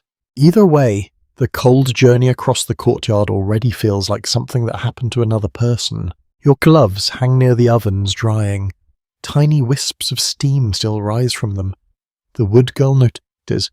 Good sign. You raise an eyebrow. If they are steaming, they are not süßen. Reasonable. Medieval standards remain refreshingly practical. The older woman lifts the lid from the broth pot and stirs what remains. The contents have thickened slightly from long hours near the warmth. Not much, just enough to cling more firmly to the spoon. She adds a little water from a nearby jug, then stirs again. Nothing wasted. Nothing abandoned. The same philosophy seems to govern every corner of the room. Castle household records often reveal astonishing attention to supplies. Fuel, grain, ale, salt, candles, cloth, and countless other necessities were monitored because shortages carried consequences. A successful household depended not only on wealth, but also on careful management. You look around, the bakery itself seems built upon that principle. The stacked wood, the folded cloths, the stored flour, the drying tools, everything has a place, everything has a purpose. The baker reaches for a loaf cooling near the edge of a board and tears away a small piece. Not to eat, to inspect. The interior remains warm enough that steam curls upward. He studies it briefly, then nods. Approval again. You've come to realize that baking involves a surprising amount of staring at bread. The helper appears to share this realization. Does he ever stop checking? The older woman answers without looking up. When he's dead, the baker grunts, which sounds suspiciously like agreement. The room grows comfortable in its repetition. The work no longer feels hurried. The blizzard outside has trapped everyone inside a pocket of time. There is nowhere else to be, no road to travel, no errand beyond the walls worth attempting. Only the bakery and only the night. Only the tasks directly in front of you. An old kitchen custom remembered in a few regions suggested that workers should never count loaves aloud during baking. Some believed it tempted bad luck. Others claimed it invited shortages. More likely, people simply enjoyed having an excuse when numbers failed to match expectations later. Superstition and convenience have often worked well together. The helper begins arranging cooled loaves into larger baskets. This bread is destined for tomorrow morning. Breakfast, servants, guards, stable workers, anyone awake before sunrise. The sight of so much bread gathered together is impressive. Basket after basket, row after row, hours of labour transformed into something visible, something tangible, something that smells incredible. The wood girl helps carry baskets toward a cooler section of the room. Heat is useful during baking, less useful afterward. Fresh loaves need space to settle. You help lift one basket. The weight surprises you. Again, bread continues to weigh more than it appears. Perhaps that is one of history's quiet lessons. The things that sustain life are often heavier than they look. The helper points toward a shelf. There. You set the basket down carefully. The shelf already holds several others, tomorrow's meals waiting patiently in the darkness. A gust rattles the shutters. The room pauses automatically. Everyone listens. The storm still sounds strong, yet different, less violent. The wind no longer strikes in explosive bursts. Instead, it moves with long, steady pressure. The wood girl notices too. Maybe it's tiring.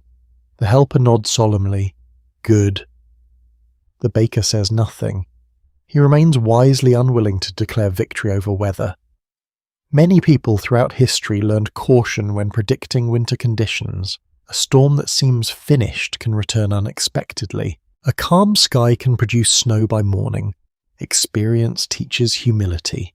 The older woman begins cutting another loaf. Not for inspection this time. For eating, small pieces are distributed without ceremony. A reward, a necessity, perhaps both. You accept yours gratefully. The crust crackles beneath your fingers. The interior remains soft and faintly warm. No butter, no honey, no spices, just bread, simple, honest, perfect. The helper chews thoughtfully. Better than the pastries. Nobody believes him. Not even him. Still, there is affection in the claim. Bread belongs to this room. The pastries belonged elsewhere. You glance toward the ovens. Their glow seems slightly softer now. The fiercest part of the work has passed. The baker still watches them closely, but the urgency has eased. The room no longer feels like a machine operating at full speed. Instead, it resembles a crew sailing after weathering the roughest section of a voyage. Not finished, just steadier. The historical picture becomes less clear when Scholars attempt to reconstruct the exact rhythms of nighttime labour in medieval service. Some castles likely maintained intense activity deep into the night. Others may have quieted earlier, depending on season, size, and circumstance. What remains certain is that countless workers kept essential systems functioning, while most of the household slept. The thought makes you look at your companions differently. The helper, the wood girl, the older woman, the baker, the man from the lower kitchen, ordinary people, invisible to most chroniclers, yet without them, the castle would struggle to function for even a few days. The cat wanders toward the broth pot. The older woman notices instantly. No. The cat pauses, considers, attempts another angle. Still no. Defeated. It returns to the warm wall. The helper watches the exchange. It never learns. It learns, says the older woman. It just disagrees. A fair distinction. The fire settles lower. Fresh logs are added. Flames climb again. The orange glow dances across the smoke-dark beams overhead. Shadows shift slowly along the walls. The atmosphere grows almost dreamlike, warm and dim and safe. The storm outside feels farther away with each passing minute. Not gone, never forgotten, just less important than the people gathered around the ovens. You stretch your hands toward the warmth and listen to the sounds surrounding you. Wood cracking softly, cloth rustling, a knife tapping against a board, someone breathing near the wall. The distant whisper of snow against stone. The bakery has become its own small world, a world measured in loaves instead of hours, in warmth instead of distance, in shared labour instead of titles. And while the baskets fill steadily with bread for the coming morning, you settle deeper into the gentle rhythm of the night, discovering that sometimes the greatest comfort in history is not luxury or celebration, but simply sitting beside good people while fresh bread cools nearby and winter remains safely outside the door. The peaceful rhythm lasts exactly as long as peaceful rhythms usually last. Not very long. You are carrying a stack of cloths from one side of the bakery to the other when the smell changes. At first it is subtle, a faint sharpness hidden beneath bread and wood smoke. Then it grows. The baker notices before anyone else. Of course he does. His head turns immediately toward the oven. The helper notices a heartbeat later. The older woman follows. The wood girl wrinkles her nose. Something is wrong. Not disastrously wrong, not yet, but wrong enough. The baker crosses the room in 3 long strides and pulls open the oven mouth. A brighter rush of heat spills outward. He narrows his eyes. Then he mutters something that sounds deeply unfriendly toward fire. The helper moves at once, no questions, no confusion. This has happened before. You quickly discover that medieval ovens possess a remarkable talent for developing opinions at inconvenient moments. The baker reaches inside with a long tool and shifts burning wood toward one side. Sparks rise. Ashes fall. The smell sharpens again. One section of the oven floor has become hotter than intended. Not enough to ruin everything. Enough to create trouble if ignored. The wood girl already has a bucket ready. The older woman clears space near the work table. The helper prepares the peel. The room transforms instantly. No panic, just concentration. Watching them is fascinating. A few moments ago, the bakery felt sleepy and comfortable. Now every movement matters. The baker slides several loaves away from the hotter section. The helper removes 2 partially baked rounds entirely and places them on a board while adjustments are made. The older woman checks the undersides. One is fine. The second has developed a darker patch, not burned, threatening to become burned. A meaningful distinction. Fire has always occupied a complicated place in human life. Essential, helpful, beautiful, dangerous. A medieval bakery depended completely upon controlled heat. Yet the same heat could ruin food, damage equipment, or threaten an entire building if allowed to misbehave. The baker crouches near the oven opening. His face glows orange. The rest of the room watches. You realize something interesting. Nobody doubts him, not because he never makes mistakes, because this is his domain. The helper might know dough, the older woman might know storage and preparation, the wood girl understands fuel, but the oven belongs to him. The baker studies the flames, waits, adjusts again, then nods, a small gesture. The crisis begins retreating. The helper exhales dramatically. The baker glares. The helper immediately becomes interested in a nearby board. Wise decision. The room gradually relaxes. Work resumes. The darker loaf is set aside for closer observation. The others return to baking. You realize your heart is beating slightly faster. The older woman notices. First oven scare. You nod. She smiles faintly. Won't be the last. Comforting. Not reassuring, but comforting. Some household traditions treated ovens with almost ceremonial respect. Workers might touch the oven arch before beginning a large bake, speak quietly around important batches, or develop little habits passed from one generation to the next. Such customs often emerged in environments where a great deal depended on getting things right. You can understand why. The oven feels almost alive. Not truly alive, of course, yet it responds, changes, demands attention, rewards skill, punishes carelessness. The helper begins scraping flour from the table again. His earlier nervousness disappears quickly. Apparently surviving minor bakery emergencies is part of the routine. The wood girl returns to sorting fuel. This time she separates pieces more carefully. Smaller, larger, drier. The baker notices and nods approval. Fuel selection matters. You had never thought much about firewood before tonight. Now you have developed opinions. This feels like personal growth. The darker loaf remains on the sideboard. The helper pokes it. The baker immediately says, "Don't." The helper withdraws his hand.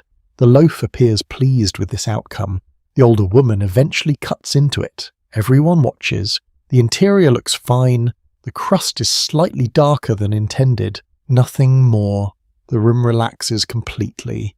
The helper tears off a piece. Tragic, he announces. Then he eats it. The wood girl rolls her eyes. The baker almost smiles. A recovered loaf quickly becomes a snack. Nothing wasted, nothing mourned. Documents from some medieval estates occasionally reveal how carefully fuel supplies were monitored, particularly during winter. A household could survive many inconveniences. Running short of dry wood during a cold season was not among them. Heat affected food preparation, comfort, water, repairs, and daily survival. The fresh wood from your earlier journey now seems even more valuable. Without it, tonight's baking would become much more difficult. The thought pleases you. You contributed something useful, not heroic, not dramatic, useful. History often rests on usefulness. The storm outside continues whispering against the walls, whispering now rather than roaring. The change is noticeable. The gusts remain strong, but the constant violence has eased. Snow still falls, wind still moves, yet the atmosphere feels different. The wood girl notices first. Listen. Everyone pauses. The room becomes very still. Crackling fire, quiet breathing, distant wind, nothing else. The storm has lost some of its fury, not ended, softened. The baker returns to work without comment. The older woman nods once. The helper grins. The cat sleeps through the entire observation. Its priorities remain admirable. A strange kitchen rumour repeated in certain places claimed that cats could predict weather shifts by where they chose to sleep. Near the fire meant one thing, near the door meant another. Like many traditional weather signs, accuracy varied considerably. The cat in this bakery mostly predicts opportunities for theft.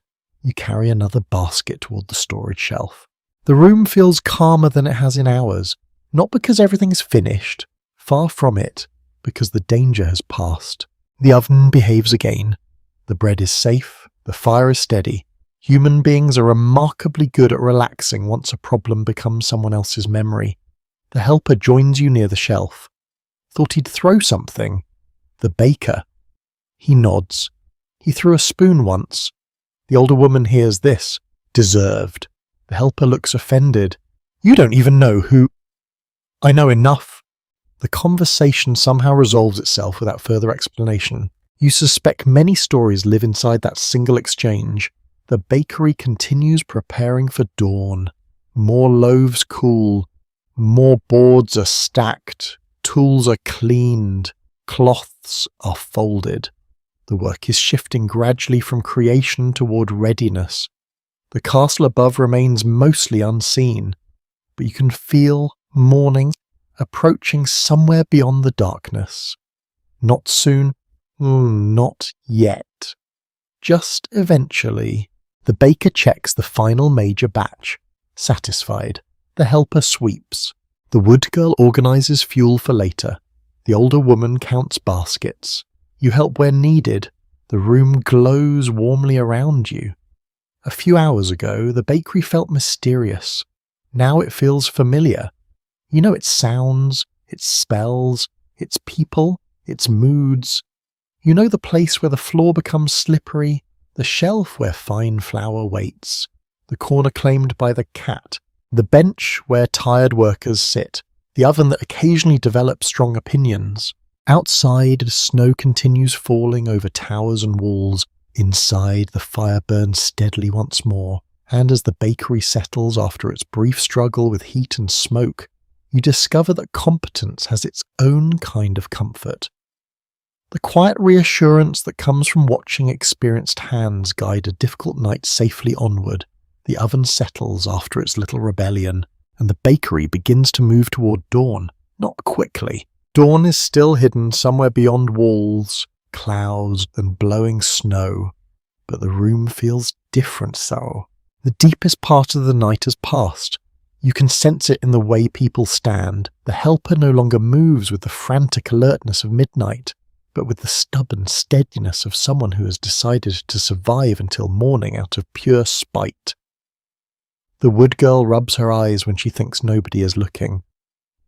The older woman sits for longer between tasks. Even the baker, lord of fire and disapproving noises, rolls one shoulder as if admitting he owns a human body after all. The final large batches wait beneath cloth. These are not elegant loaves for the high table, not pastries with apple and spice, not soft white bread treated as if it has noble relatives.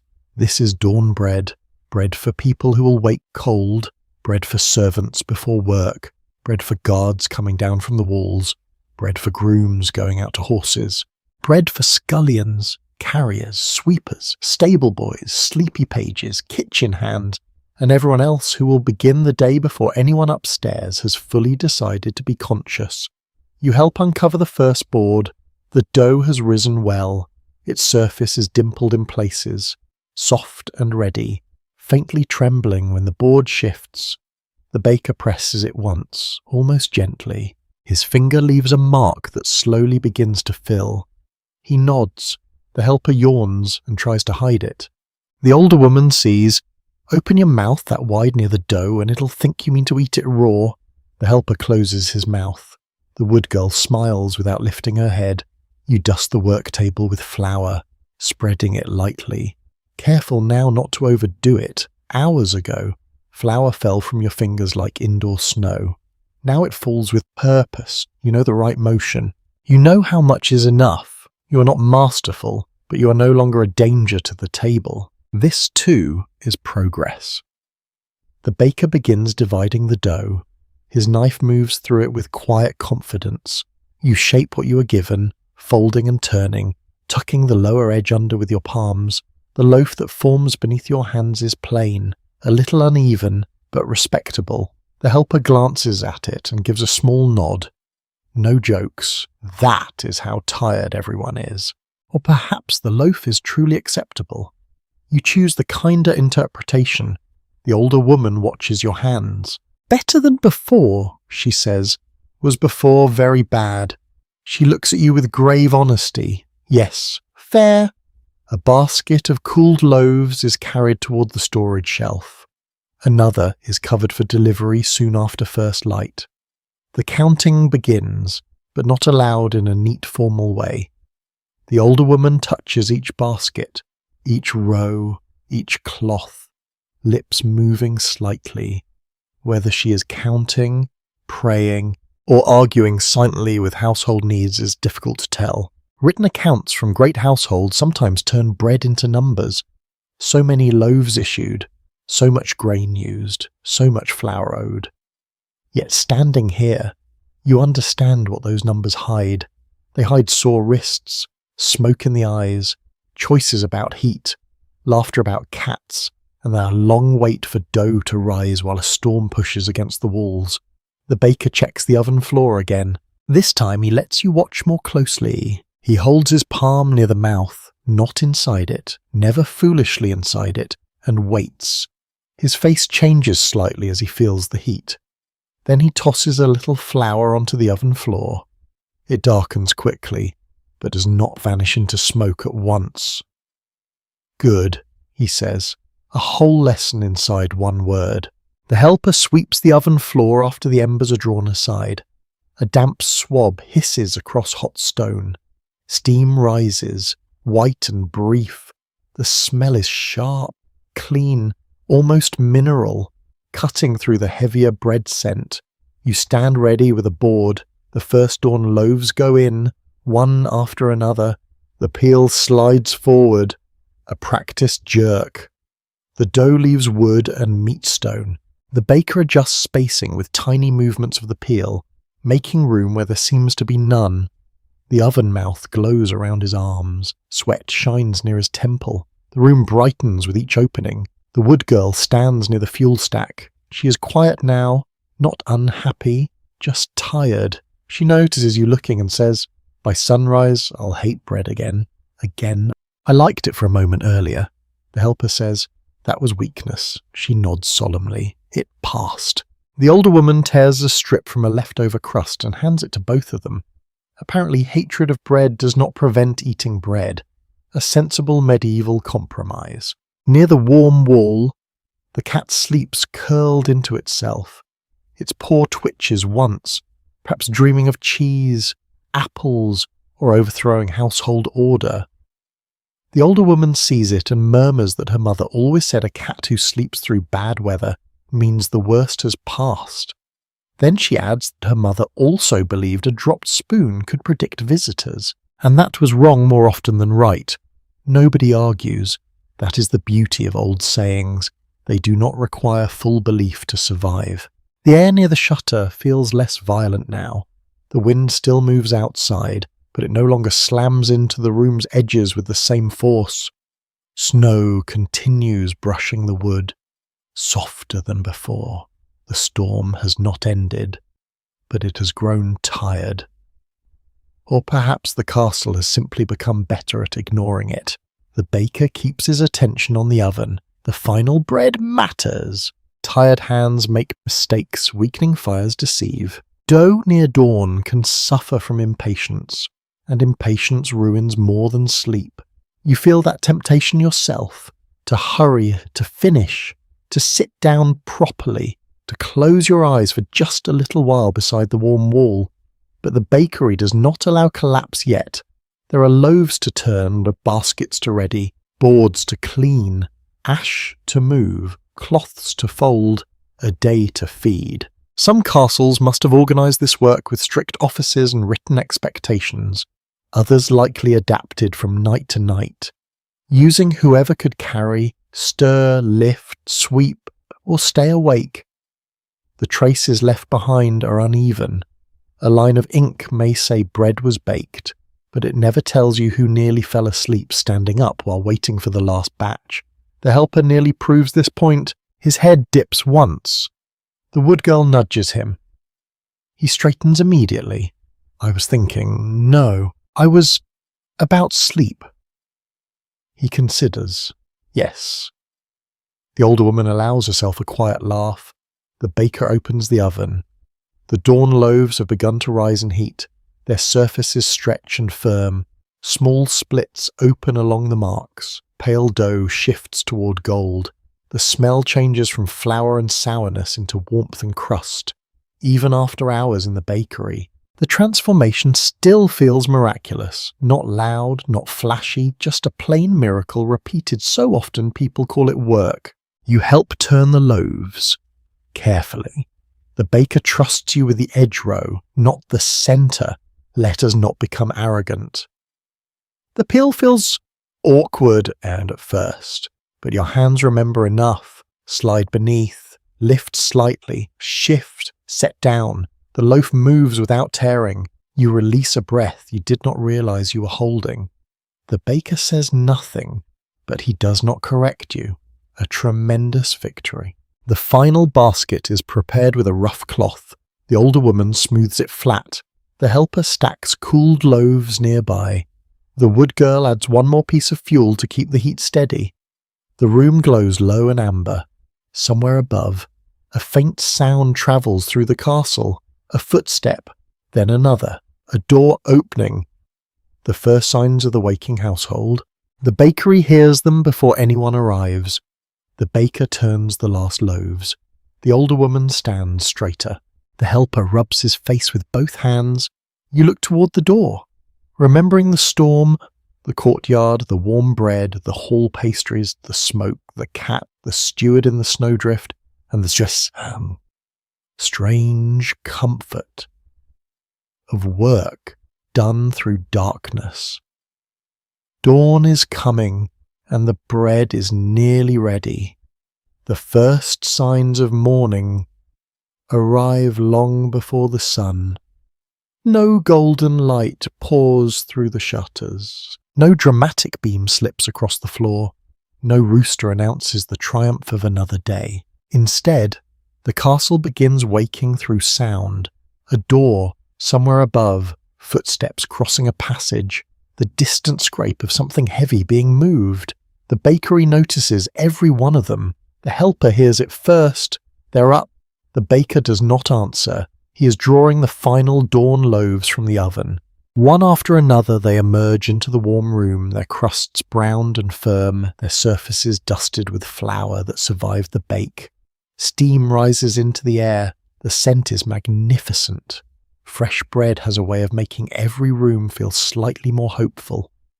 Even a medieval castle during a blizzard, especially a medieval castle during a blizzard, the older woman begins arranging the loaves into baskets lined with cloths. She works quickly but carefully. Some baskets are destined for the kitchens, others will travel towards the hall. A few are reserved for workers beginning the morning's labour.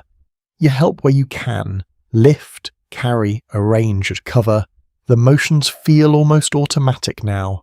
Hours ago, every task required attention. Now your hands know where to go. The helper notices. Look at that. What? You stopped dropping things. High praise indeed. The wood girl nods solemnly. We thought you'd be dead by midnight. You consider this. So did I. That earns a brief laugh. The bakery has become easier to read over the course of the night. You recognize the moments when the baker is pleased, though he rarely admits it. You recognize the older woman's habit of counting everything twice. You recognize the helper's endless search for food that technically belongs to someone else. You recognize the wood girl's habit of pretending not to be tired. Even the cat has routines, stretches, yawns, walks toward the warmest part of the floor, sleeps again. A life philosophy difficult to criticize. The first visitor of the morning arrives not from the courtyard, but from the inner passages. A kitchen servant, young, sleepy, carrying 2 empty baskets. He enters, smells the bread, and immediately looks happier. An understandable reaction. The older woman points toward a prepared stack. Those. The servant nods and begins loading baskets. No conversation is required. The system already exists. Everyone knows their role. Large medieval households depended upon this kind of coordination. Bread leaving the bakery needed to arrive where meals were prepared. Fuel had to reach kitchens. Water had to move through service areas. Messages travelled constantly between different parts of the castle. Much of daily life depended on invisible networks of labour operating beneath the attention of the noble household. The servant pauses while lifting a basket. Storm's easing. The room reacts immediately. The helper looks toward the shutter. The wood girl sits up straighter. Even the baker glances briefly towards the door. The servant shrugs. Still snowing.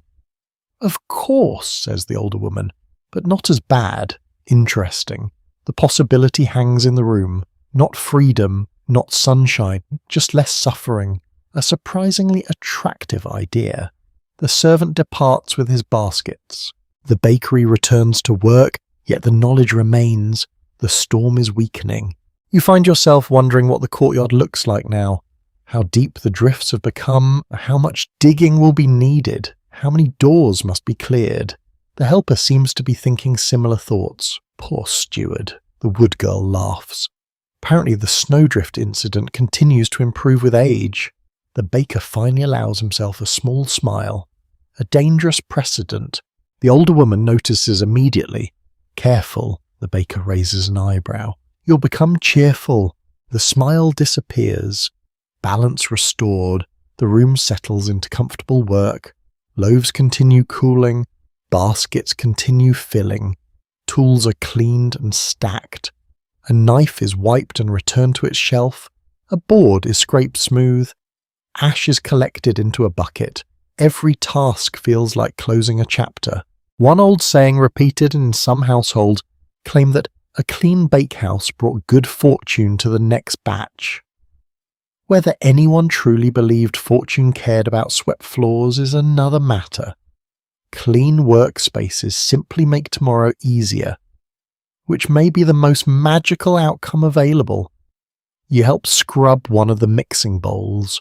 The dried dough clings stubbornly to the sides. Warm water loosens it gradually. The task is strangely satisfying. There is pleasure in restoring order after effort. The helper joins you. "You know," he says, "you'll miss this." You stare at the bowl, the scraping, the warmth. That gives you pause. Because he is right. Outside waits cold. Outside waits snow. Outside waits real life. Inside is bread, firelight, and people who understand exactly why warm broth counts as luxury. The helper returns to his work. You continue cleaning. The bakery grows brighter, though not because of sunlight.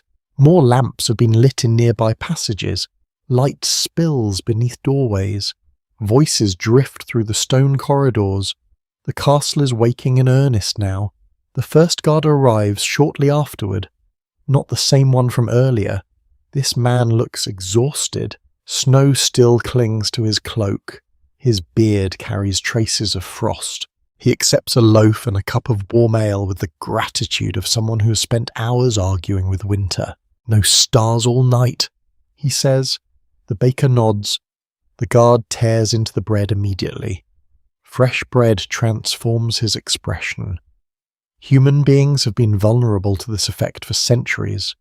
He leans near the warmth, just for a moment. Then duty pulls him away again. Another worker arrives, then another. The bakery becomes a crossroads. Brief visits, quick exchanges, food distributed. News shared.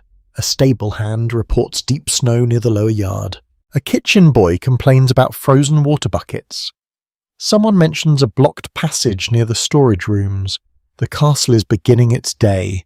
The bakery sits at the centre of that awakening. The records left behind by great households often emphasize quantities and expenses. Grain issued, fuel purchased, livestock counted. Yet standing here, it becomes obvious that castles were communities as much as institutions. People carried news alongside baskets. They shared jokes along with bread. They built relationships while performing ordinary tasks. The cat finally wakes properly, perhaps sensing increased traffic, perhaps sensing opportunity. It walks directly toward a distracted stable hand carrying food. The older woman catches it mid-ambition. Not today. The cat looks offended. Once again, Its entire life appears to be a sequence of thwarted plans. You carry another basket toward the passage. The warmth of the loaves seeps through the cloth. The scent follows you. For a moment you stand near the doorway leading deeper into the castle and listen. Voices, footsteps, doors, life. Hours earlier, the storm seemed large enough to dominate everything. Now the castle is pushing back, and people are waking. Work is beginning, a breakfast is arriving. The ordinary routines of human life are reasserting themselves. The bakery has done its job, not completely.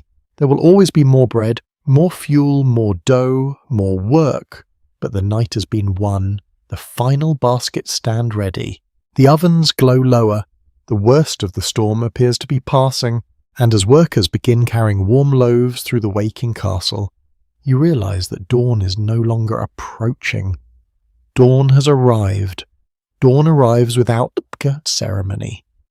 The sky beyond the shutters remains hidden behind cloud and snow, yet the castle knows morning has come. The evidence is everywhere. More footsteps, more voices, more doors opening. The sleepy silence that ruled the night retreats passage by passage as workers begin moving through the fortress. The bakery feels almost crowded compared with a few hours ago. Not crowded by noble standards, crowded by bakery standards, which means several people are carrying baskets while trying not to collide with one another.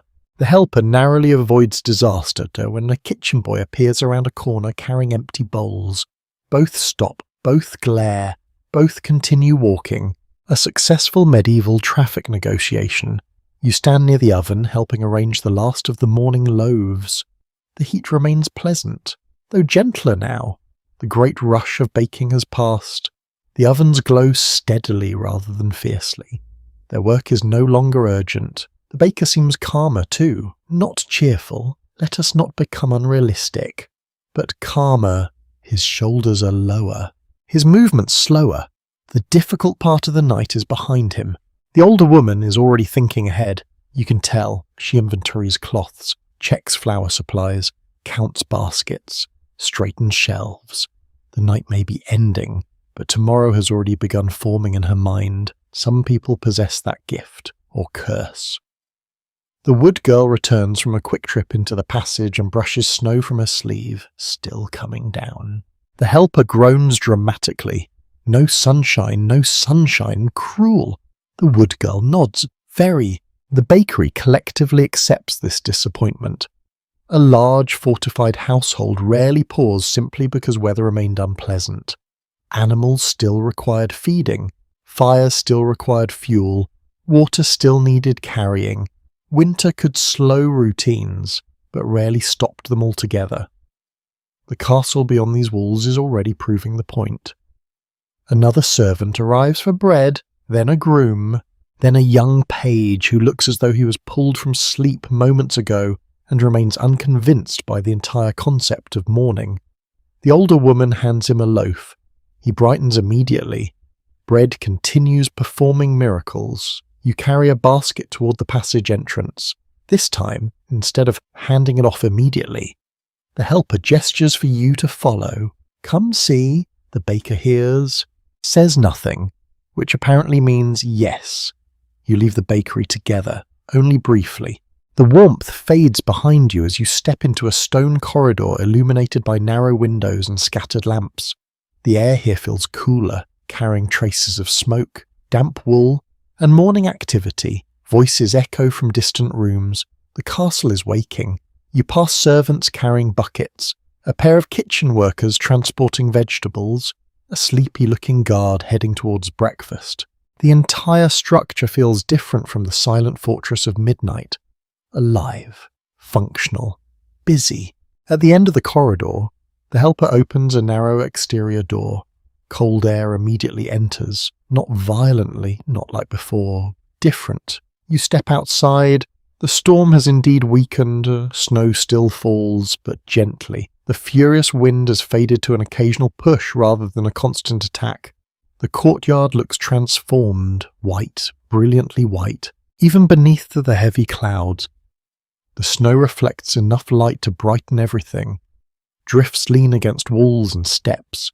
Tracks crisscross the open areas where workers have already begun moving about. Someone has cleared a path toward the well.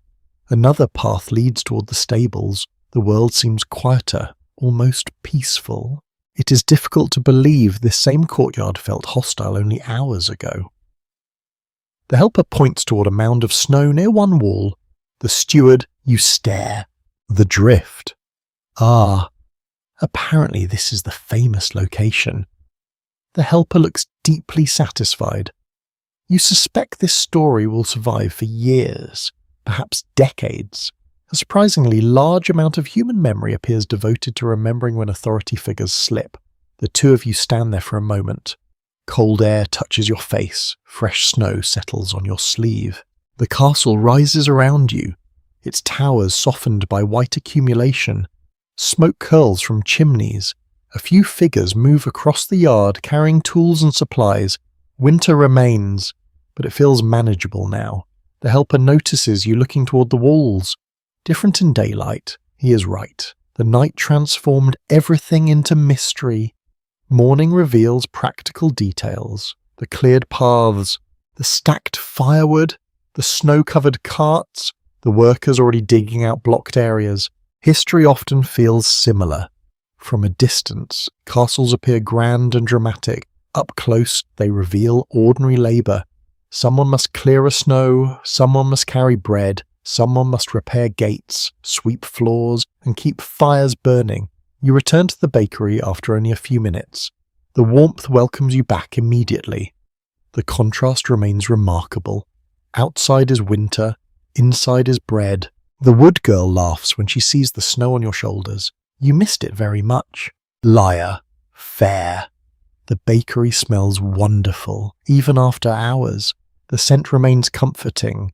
Fresh loaves continue cooling. The broth pot has finally reached its final stage, nearly empty. The older woman scrapes the last portion into a bowl and hands it to the helper. Victory. The helper accepts it with the gratitude usually reserved for noble titles.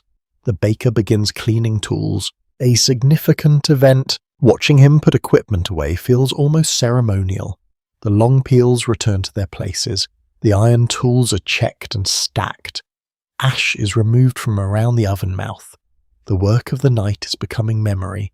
Not finished, never finished, just completed for now. An interesting detail found in some household records is how often tools were listed alongside food supplies. It makes sense. A bakery without flour is useless. A bakery without functioning tools is equally helpless. Medieval workers depended heavily on equipment maintained through constant use and repair. The helper notices one worn handle and sets it aside. Needs fixing. The baker nods. Another task for another day. The list never ends. The cat finally awakens from what must have been a very demanding sleep schedule. It strolls across the room, inspects the baskets, inspects the workers, inspects you. Apparently everything remains acceptable. The older woman tears off a tiny piece of crust and tosses it. The cat catches it. At last, a victory for the feline population. The room grows brighter as more daylight filters in directly through the small openings high in the walls. Not sunlight, just daylight, enough. The helper stretches. The wood girl sits for a moment near the wall. The baker leans one hand against the table. Nobody says much. They do not need to. The night has been long, the bread is baked, the storm has passed its worst, the castle is awake, and as the final traces of darkness fade beyond the snow-covered walls, you sit among baskets of cooling bread and tired workers, sharing the quiet satisfaction that comes only after difficult work has been completed well. Breakfast begins travelling through the castle in baskets. Not all at once. Nothing in a castle moves all at once unless something has gone terribly wrong. Instead, bread leaves the bakery in small, steady departures. A basket goes to the lower kitchen, another goes toward the hall, a third is carried to men coming down from the walls. Their faces raw from wind and their eyes narrowed from a night spent staring into snow. The bakery door opens and closes, opens and closes. Each time, cold enters briefly, Then warmth gathers itself again. You stand near the passage with a cloth-covered basket in your arms, feeling the heat of the loaves through the woven sides. It is not heavy in the way firewood was heavy. Bread has a different weight, softer, rounder, more generous. Still, after a full night, your arms inform you that generosity can be tiring. The older woman points with her chin. That one to the kitchen first. You nod and follow the helper into the corridor. The air outside the bakery feels startlingly cool. Not freezing, not like the courtyard, but enough to make the oven warmth behind you seem even more precious. Lamps burn low along the passage. Smoke marks the stones above them. Footsteps echo ahead and behind. The kitchen is already awake. You hear it before you enter, the clatter of wooden bowls, the thud of a bucket set down too hard, a sleepy complaint, a sharper reply, someone laughing while trying not to sound as if they are laughing. The helper leads you through the doorway, and suddenly the quiet rhythm of the bakery becomes a busier morning world. People move around tables with practiced speed. A pot hangs near a fire. Steam rises from another vessel. A man slices onions with the weary expression of someone who has known too many onions too early in the day. When the basket of bread arrives, several faces turn toward it. Not toward you, toward the bread. You understand. A kitchen servant takes the basket and lifts the cloth. The scent escapes. Everyone seems to breathe a little easier. Breakfast in this castle is not a graceful painting. It is portions, timing, hierarchy, and hunger. Some will eat in the hall, some will eat standing, some will eat after serving others. Some will grab a piece between tasks and call that a meal, because the day has already started demanding things. The helper leans toward you. See, we are adored. A scullion takes 2 loaves without looking at him. Your bread is adored, she says. He places a hand over his chest as if wounded. You return to the bakery with an empty basket. Along the way, you pass a servant carrying the covered tray that once held pastries. The tray is empty now except for crumbs and one sticky trace of apple near the edge. The helper sees it. His eyes follow it with deep sorrow. The servant carrying the tray notices and smiles. They liked them. The helper sighs. I'm relieved for them. The servant keeps walking. The loss is accepted. Barely. Back in the bakery, the baker is tearing a loaf into portions for those who have worked through the night. No one makes an announcement. No one calls it a reward. Yet the meaning is clear. The hardest work has passed, and now the workers may eat properly. You receive a piece of bread larger than the earlier sample. The crust is warm and firm beneath your fingers. The inside is soft, slightly chewy, and fragrant. The older woman adds a little of the last thickened broth to a bowl and lets everyone dip in turn, and not elegant, not hygienic by modern standards. Your modern standards are no longer invited. You eat. Slowly, the bread soaks up the broth and becomes rich with salt and onion. Your shoulders loosen, your thoughts soften. The long night begins to settle behind you like ash after flame. The wood girl sits nearby, holding her bread in both hands. Best part, she says, eating knowing it's done. The baker hears, not done. She rolls her eyes. Done enough. He does not correct her again. That may be his agreement. Through the doorway, the castle continues waking. More baskets leave. More messages arrive. A groom reports that one stable door must be dug out.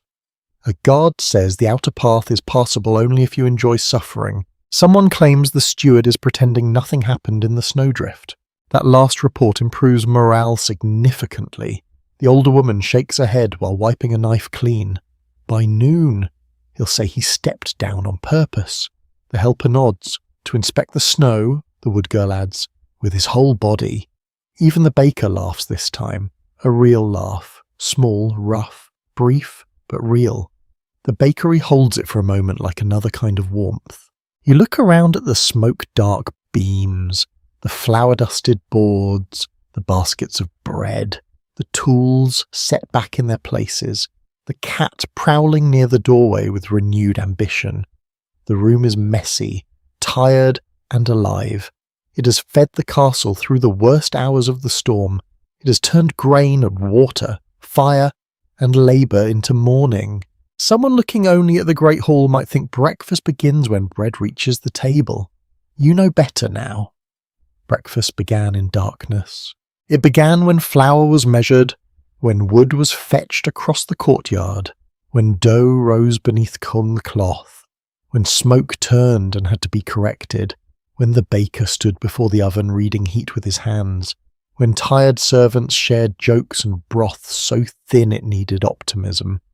The bread travelling outward now carries all of that with it. Of course, no one upstairs will taste the story directly. They will taste warmth, they will taste crust. They may judge whether the loaf is fine enough, light enough, properly baked. They may never imagine the cat stealing apple, the helper nearly sleeping standing up, or you learning to shape a loaf that did not look like a confused turnip. That is all right. Most labour disappears into what it makes possible. The older woman notices you staring at the passage. Thinking too much, yes. Dangerous after no sleep. She hands you another small piece of bread. The cure for thought, apparently, is more bread. You accept. Outside, the snow continues falling in gentle sheets.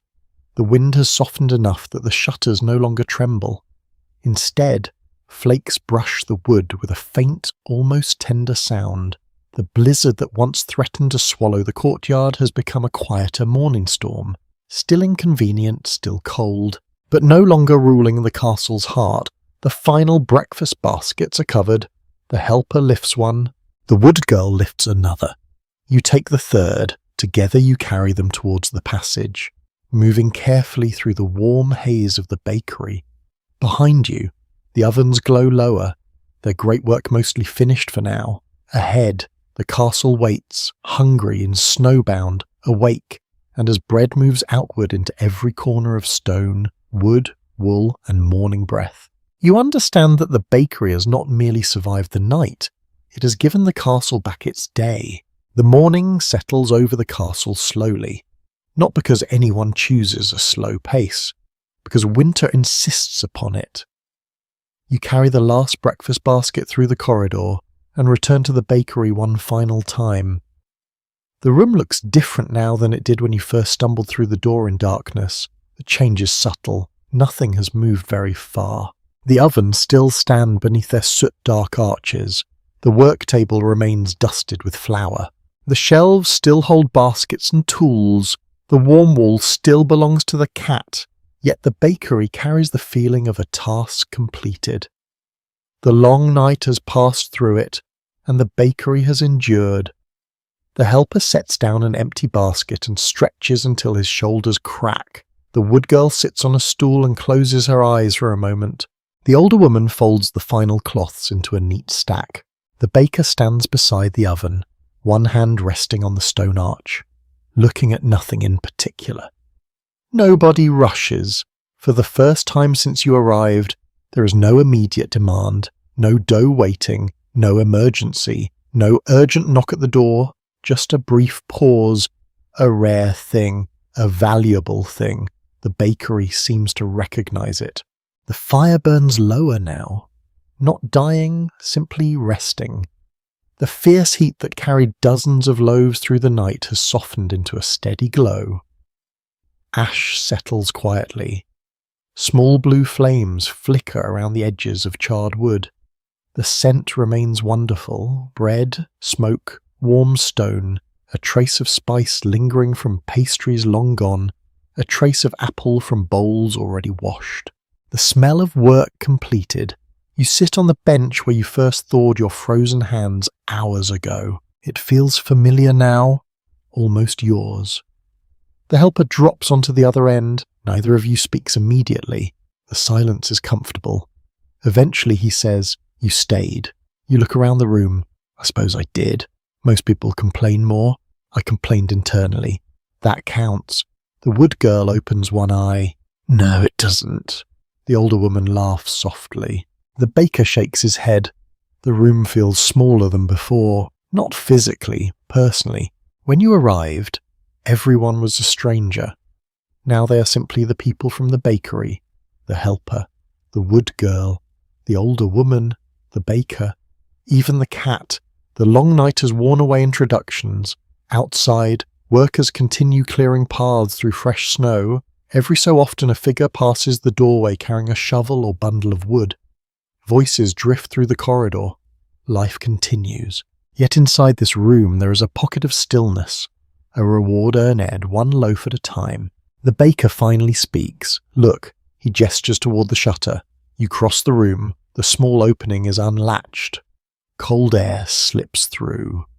Gentle now, nothing like the savage wind from the middle of the night. You peer outside. The courtyard glows beneath fresh snow, not bright, soft. Clouds still cover the sky, but daylight reflects from every white surface. Workers move along cleared paths. Smoke rises from chimneys in slow grey ribbons. The walls and towers wear blankets of snow along their ledges. The castle seems peaceful. You know better. Of course. Beneath that peaceful appearance are kitchens, stables, workshops, storerooms, halls, servants, guards, messengers, repairs, accounts, animals, and endless labour. But from here, for a moment, it looks peaceful. The baker joins you.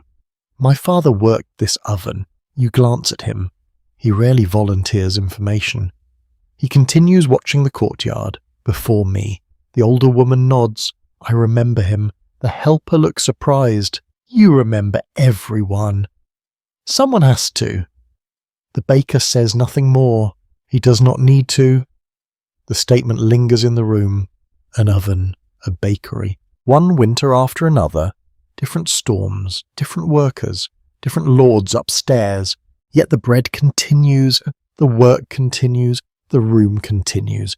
The cat jumps onto the bench and curls into a tight circle. The helper points. There, what master of the bakery? The wood girl nods. Most experienced worker here. The cat ignores all discussion of management. The older woman tears a final crust from a loaf and tosses it gently toward the animal. The cat accepts the tribute. Its rule is secure. A few moments later, a servant arrives with unexpected news. The steward wishes to thank the bakery. The room freezes, not literally, emotionally. The helper looks suspicious. The wood girl looks alarmed. The older woman narrows her eyes. The baker waits. The servant places a small covered plate on the table, then leaves. No explanation, no speech. Just their plate. Everyone gathers around it. The older woman lifts the cloth. Beneath it sits one remaining pastry. Just one. Apparently forgotten, or spared, or perhaps deliberately sent. Nobody knows. Nobody asks. The helper looks ready to crave. The wood girl laughs. The baker examines the pastry as if checking for traps. The older woman cuts it into pieces, tiny pieces, cruelly tiny, fairly tiny, and everyone receives a portion, even you. The pastry is still good. Apple, honey, spice, a little softer now than when it left the bakery, but still wonderful. The helper closes his eyes while chewing. Worth it. The wood girl nods. Worth it. Even the baker seems satisfied. The pastry disappears. The plate remains. A small ending to a very long night. The room settles again. No one speaks for a while. The fire crackles softly. Snow drifts past the shutter. The cat sleeps. The bakery breathes. And gradually, without announcement, you realize your part in the story is ending. You arrived frozen. You learned the rhythm of flour and fire. You crossed the courtyard through a blizzard. You shaped imperfect loaves. You carried wood. You shared broth. You watched bread become morning. Now the castle no longer needs you. The bakery has returned to its ordinary life, which is perhaps the greatest compliment possible. The helper stands. The wood girl stands. The older woman gathers her folded cloths. The baker checks the oven one last time. The day moves forward. You take one final look around the room. The warm stones, the worn table, the basket, the tools, the people, the cat. A bakery hidden within a castle during the winter of 1342. Not a place remembered by great chronicles. Not a place celebrated in songs. yet perhaps one of the most important rooms in the entire fortress, because while storms battered walls and snow buried courtyards, this room created warmth, it created food, it created morning, and as you step toward the doorway, leaving behind the glow of the ovens and the scent of fresh bread, the memory of the bakery follows you like lingering heat on a winter day.